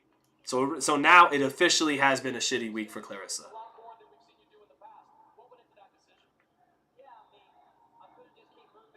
What about Berlanga? Berlanga's just not there, man. He can't compete with Morrell and Benavidez. He'll get killed. Let him let him get his technique right and get himself really properly prepared to fight at that kind of level. If he's capable of doing so, it remains to be seen. But don't feed him to those guys. I like the Munguia fight for Berlanga. That's a winnable fight because Munguia started at 54. That's a winnable fight, even though Munguia's much more experienced than him. But nah, don't do that to Berlanga. Don't put him in there with no David Morrell or David Benavidez. He's blaming Victor Conti. Is he? I hate when they want to treat the older vets as the sacrificial lamb. Well, you don't. Well, if you're an older vet who's really still that dude, you're not a sacrificial lamb. You're gonna upset the apple cart. You're gonna upset the kid and get yourself back in line for big money. It's the natural progression of things. It's what's good for the game. It's not about fulfilling those older veterans' prerogatives, keeping them fed and keeping them happy, and it's about what's best for the sport. And if you got to get fed to the young guy so the young guy can build his momentum and grab that torch and keep it going, being a young fighter who is improving his marketability and his skills and becoming a headliner, that's the way it used to be. Ken Norton, you had to fight Jerry Cooney. They didn't say, oh, well, I don't know, can't we match Kenny with Tony Tucker? Can't we match him with another? Oh, Tony Tucker was a young fighter at that time. Who would they have matched Ken Norton with instead of Jerry Cooney when they were trying to build up Jerry Cooney for the Larry Holmes fight? I don't know, but that's just how it goes. Julio Cesar Chavez, he had to get fed to Oscar. So did Purnell, and they really weren't even fed. They were still champions. That's not even that cruel because if you got the belt, I gotta see you. Even if you are an old legend, you're still good enough to have the belt. So, yeah, but I'm just thinking about not those veterans' prerogatives and keeping them happy and keeping them paid and fed. I'm thinking about what's best for boxing. Well, what's best for boxing is continuing to improve the skills and the development in the ring and out of the ring as a draw for guys like Morrell and Benavidez, who could, they had their chance in their 20s to be built up into stars that could carry pay-per-views. They didn't quite get there, Jamal and Caleb. Caleb, headlined some good pay-per-views against Canelo but, they had their shot. They came up short at the top level. If they want to remain at the top level, you got to beat the guys who are knocking on the door of entering that next level. You gotta slam the door shut and go, nope, it's still my time. I'm getting that Canelo rematch. I'm getting, that's just how I look at it. So, what's up, Highness? Good to see you, Highness. I'm happy you checked in later than ever. HMG Nick said Sonny is tough. He'll be back. He will. He is tough. He is tough. He is tough. He did not lack for balls tonight. He just lacked for power. He didn't lack for balls. He didn't lack for tactics.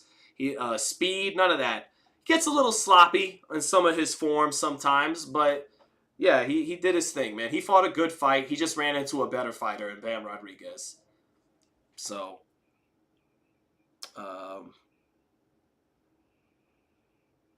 how does Rolly get it done against Ryan, and do you think his chin is questionable? I do think Rolly's chin is a little questionable, and in part because it's so exposed.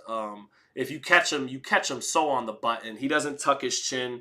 He doesn't get his head off the line a whole lot. So if you catch Rolly, you're catching him on the button. And, he did look gun-shy against Barroso. You know, he looked like a guy who suffered a knockout in his last fight. Maybe Barroso got some of the jitters out of him, and he could be back to more of his, you know, not having respect for the opponent's self. But I would favor Ryan in that fight. And I hope Rolly's not watching because he knows I love him. But, you know, I call it down the middle. I'd favor Ryan. But that's a very competitive fight because you see Ryan's horrible shoulder roll in the pocket. It's the same horrible shoulder roll in the pocket he had when he sparred Rolly when they were kids. And Rolly got off on him. And Ryan got off on him too. It was a very competitive fight that would have been interesting with 8-ounce gloves on instead of 16-ounce gloves and headgear on. Sounds like we're going to see it next. It's a winnable fight for Rolly. But Ryan's got the amateur background. He's got the faster hands. And he's got that left hook. That's the best punch between the two of their arsenals. So I favor Ryan. But it would be pretty funny if Rolly won. I'd be pretty happy for him, not going to lie. Rolly is one of my favorite people to talk to in boxing, for sure. Genuinely funny dude. Genuinely a good dude. Can call him anytime, and he'll answer. And a lot of fighters aren't that way. So I definitely appreciate my man Rolly. But I do got to get, just to show you, I don't let that shit get caught up in how I pick a fight. I would favor Ryan. Rodriguez or Edwards, who won? Asked Matt Clifford. Rodriguez. It was a very competitive fight. Edwards was holding his own, boxing well. I even inched him ahead on my card after 5. I gave him rounds 2, 4, and 5 to inch ahead after 5.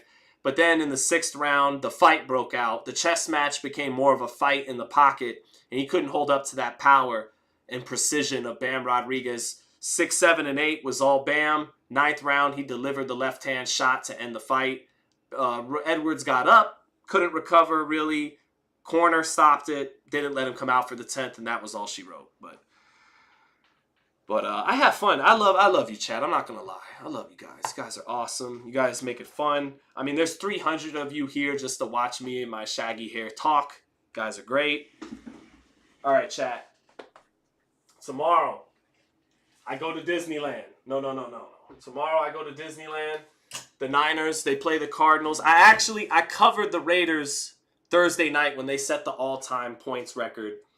Man, the Chargers did not show up to play that night. They were totally lifeless. They totally wanted to get Brandon Staley fired, which they did. And shout out to the Raiders who did their thing. No doubt about it. Aiden O'Connell, 4 touchdowns. But the Raiders just to quickly do my NFL stuff.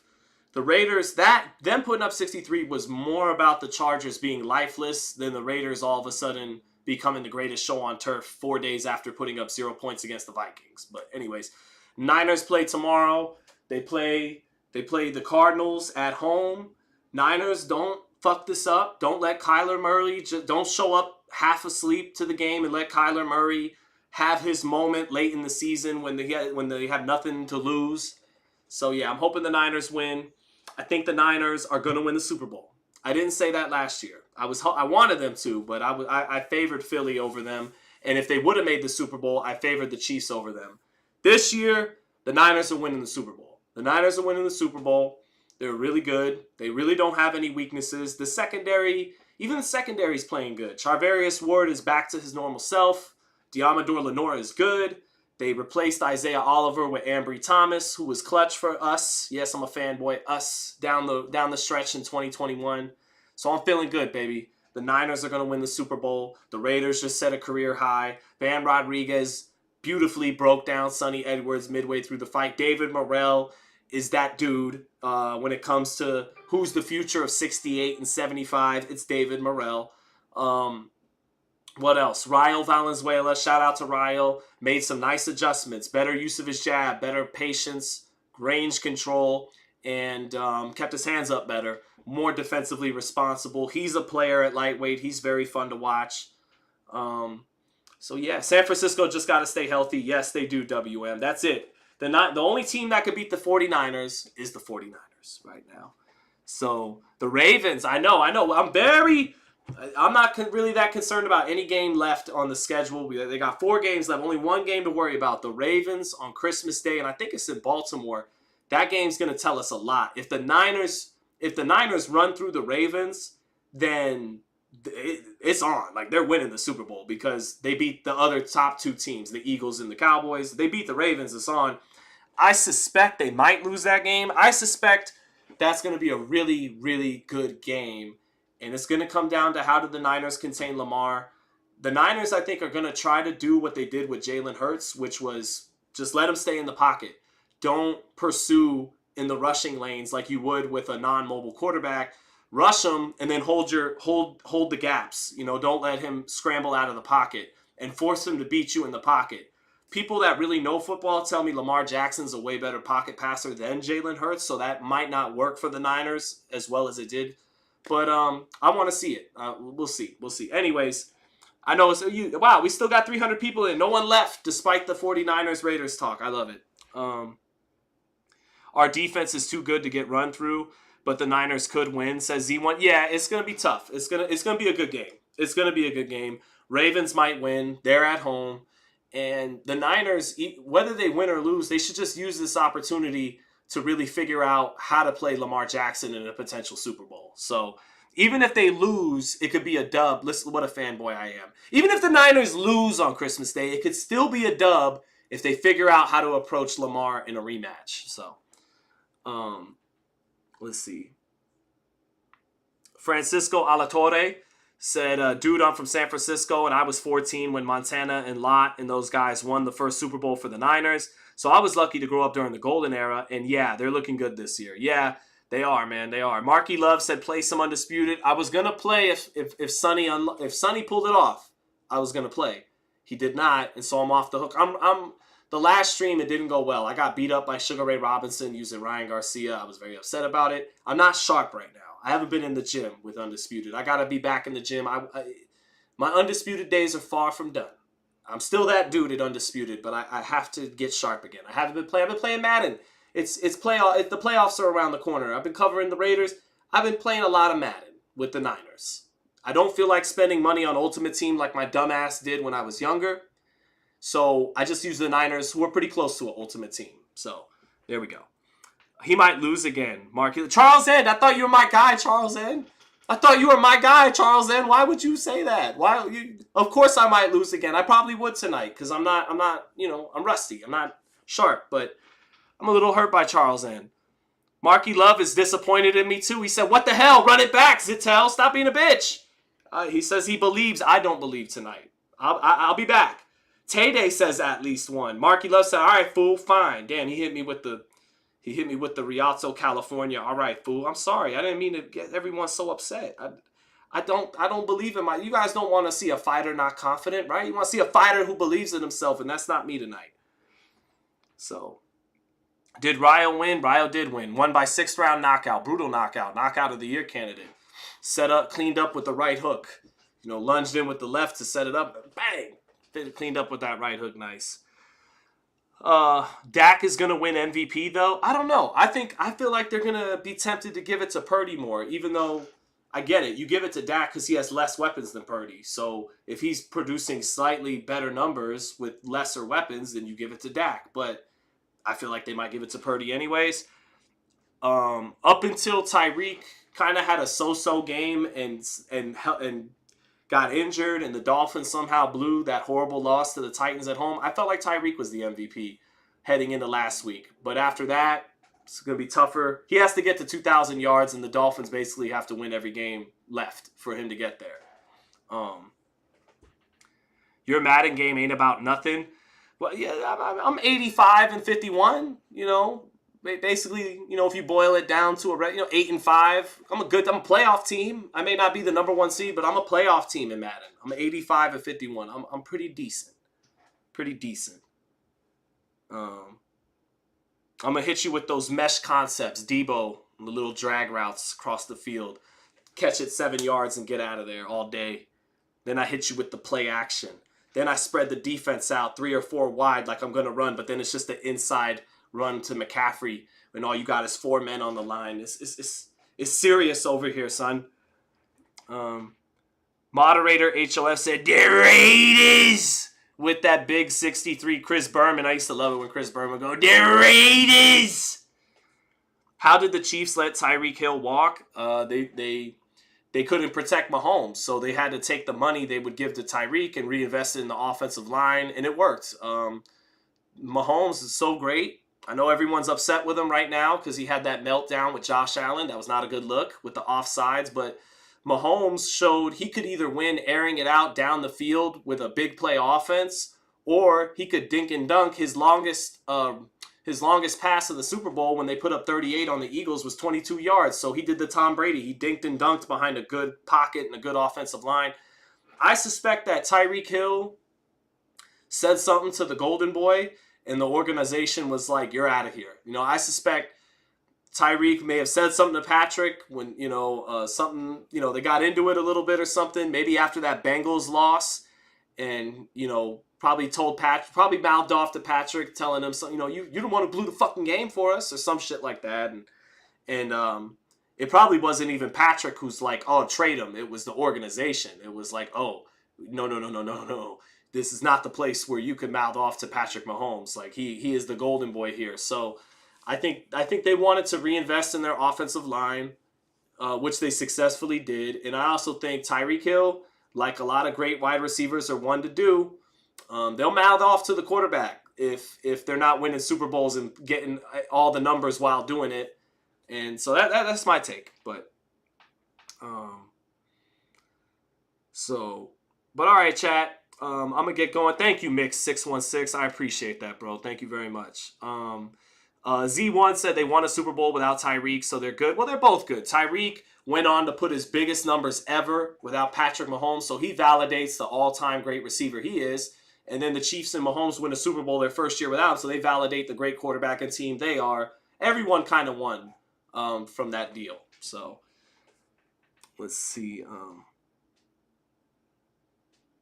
So who's the greatest Cuban boxer today, says King of Kings. I mean, my favorite one to watch is Morrell. Lara's older. Rigon Diaw's well past his prime and done. Luis Ortiz is old. Morrell is the guy right now. Morrell is the guy holding it down for... Oh, wait a minute. Andy Cruz. It's Andy Cruz and Morrell, for sure. Those two. Andy Cruz and Morrell. Cruz is...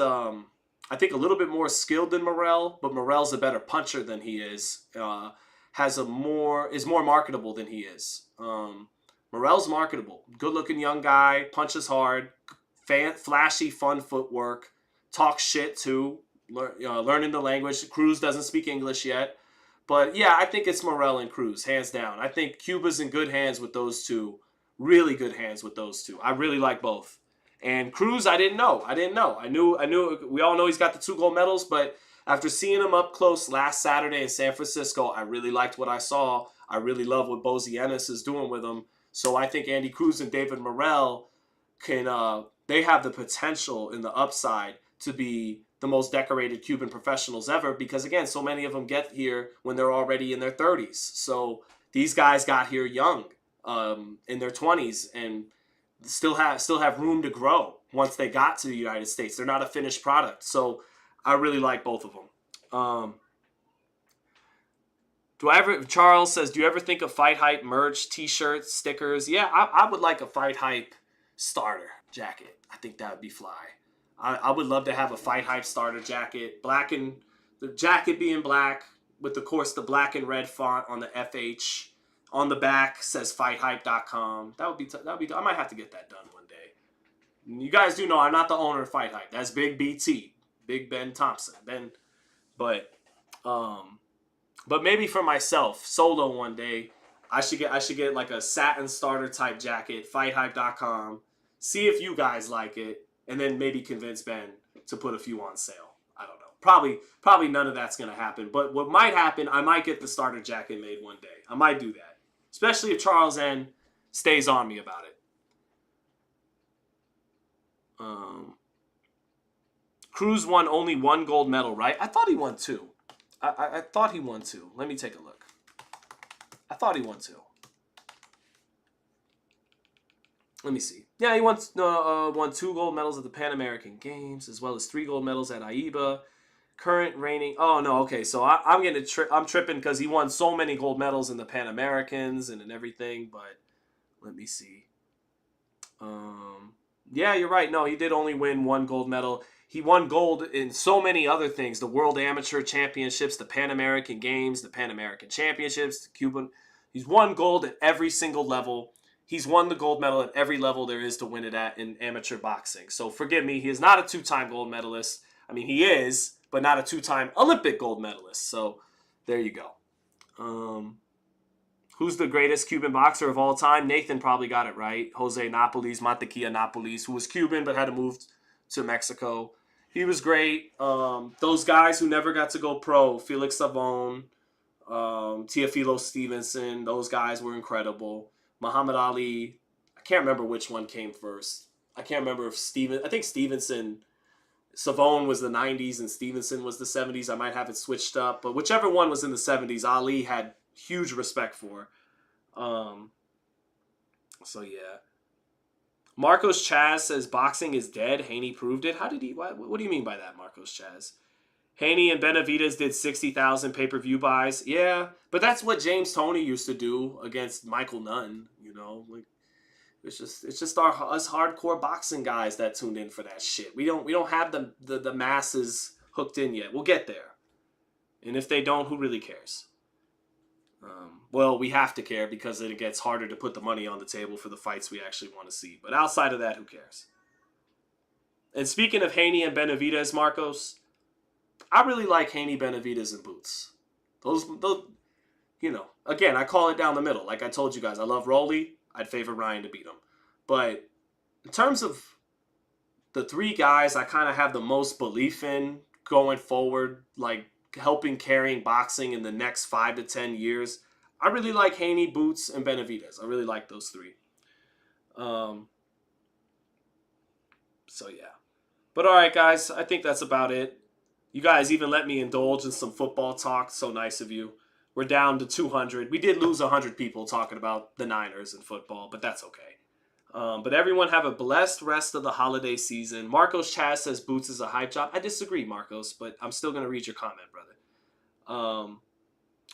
WM says Stevenson beats Haney and all of them. I got Haney, man.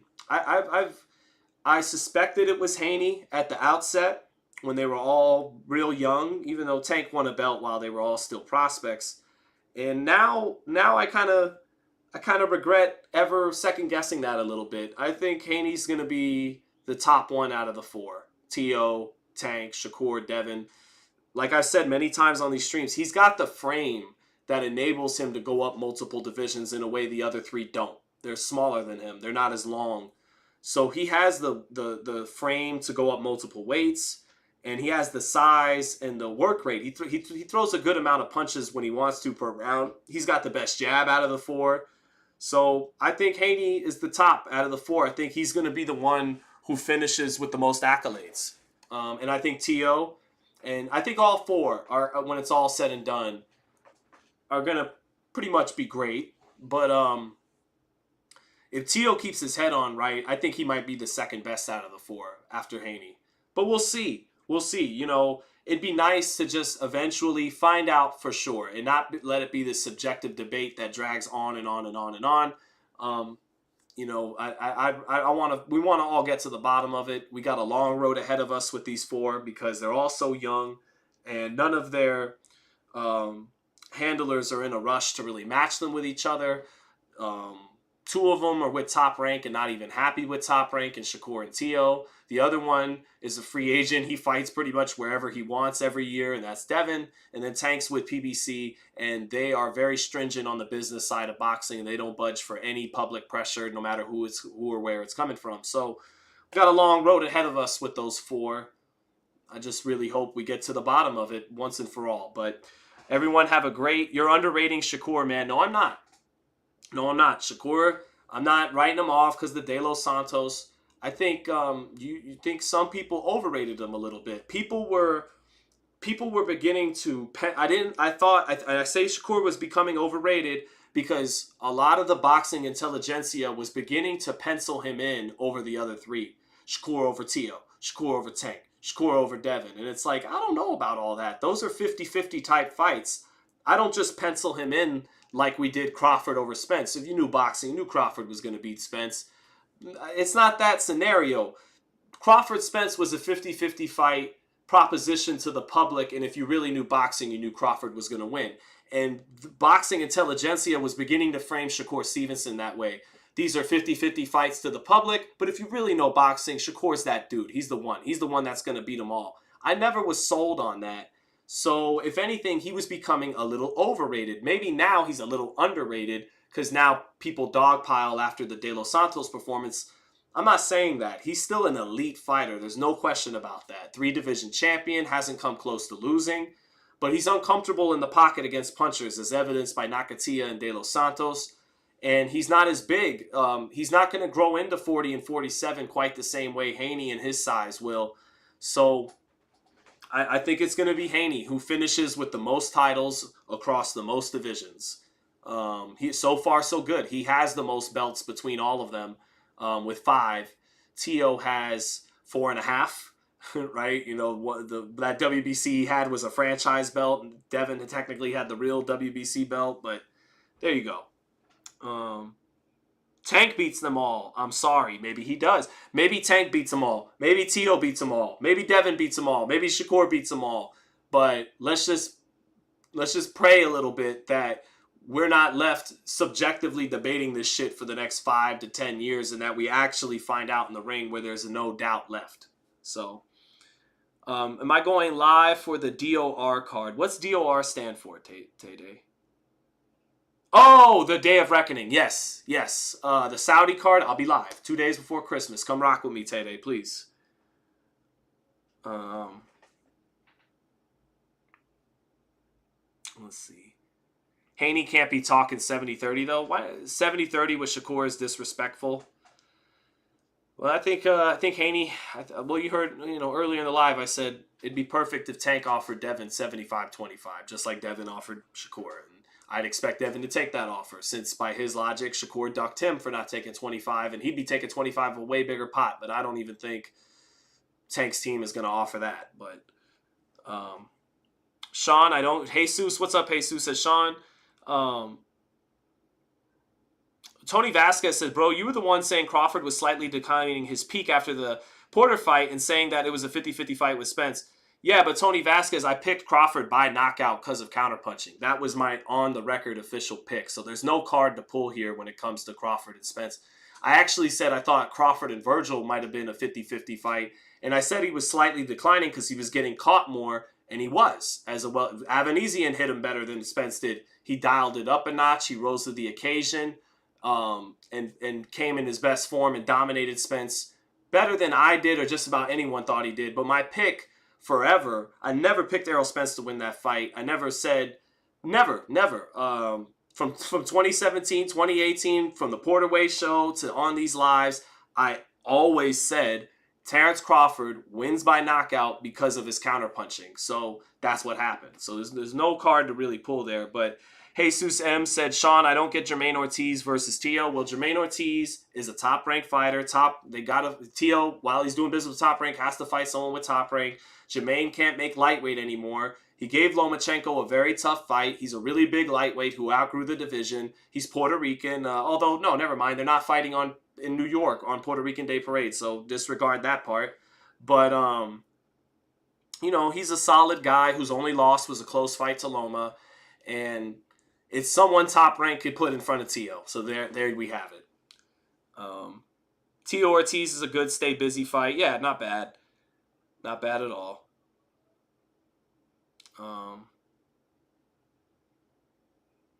So let's see. Where'd Tony Vasquez go? He left. He didn't account. Just threw a rock and left. Anyways. But all right, chat. That's about it. Rolly versus Cruz winner. Fight Stevenson. That won't happen. What do I think was the best stoppage tonight? Ryle. Well, actually, Bam, because he had to do it against a very savvy and frustrating opponent who really came to win. Colbert isn't as difficult to deal with in a lot of ways as Edwards, because Edwards is unorthodox. He switches a lot. So does Colbert. But I mean, the best highlight reel knockout was Ryo. That was the knockout of the year candidate shot. But Bam had to fight on a very high level tonight and had to be more skilled than Ryo was to get his man out of there. So I give a little bit more credit for Bam, but the bigger knockout of the year candidate was Ryo. So let's see. Ryo did look good. Kept his hands up better, more defensively responsible. Used his jab. All right, hold on. Let's do. Let me give you guys my, before I get out of here. Let me give you guys my top 5 in no order Christmas songs. Okay, here we go. Christmas Time in Hollis, Queens by Run DMC. Have a Very Merry Christmas by TLC. So Run DMC, TLC. It's the Little Saint Nick by the Beach Boys. They hit those high notes beautifully. Number 4 would be Daryl's Jingle Bells from Hall & Oates. Okay. And number 5, I might have to go with Young Michael Jackson. Jackson 5, Frosty the Snowman. Or something else. Or Mariah Carey. But it's annoying at this point, the Mariah Carey. It was good before I had to hear it a million times over the last couple of years. That's going to be my... Ooh, the Bells of St. Mary. You know, from when Joe Pesci takes out the Samuel L. Jackson lookalike. The Bells of St. Mary. That's a great Christmas song, too. But for sure, the top 4. No.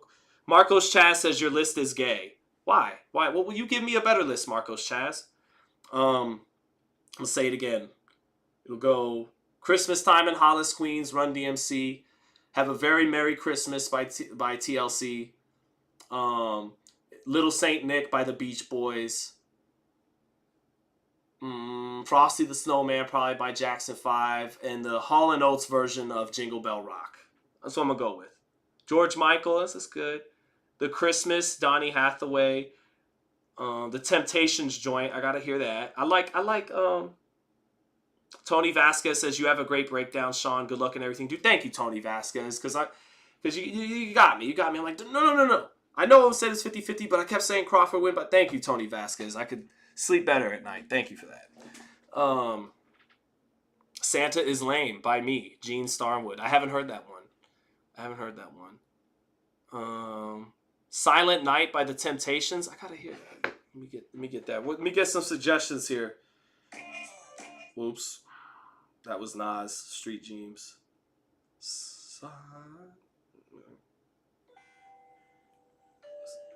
This suggestion by Jay Daniels. Okay, I don't want to get copyright, but I will listen to this. Keep up the good work, FightHype, says Nathan. Thank you. Guys, by the way, hit the like if you haven't yet. It helps. And, all right, that's it. We will close on that. All right. Much love, everybody. Merry Christmas. Happy holidays. God bless you and all your families. And thank you guys always for the support, for hanging out with me on these lives. And I'm gonna go probably finish off Super Mario RPG for little Leonardo downstairs now. I'm going to beat the game for him. So, all right, everyone. Much love. God bless. Go Niners.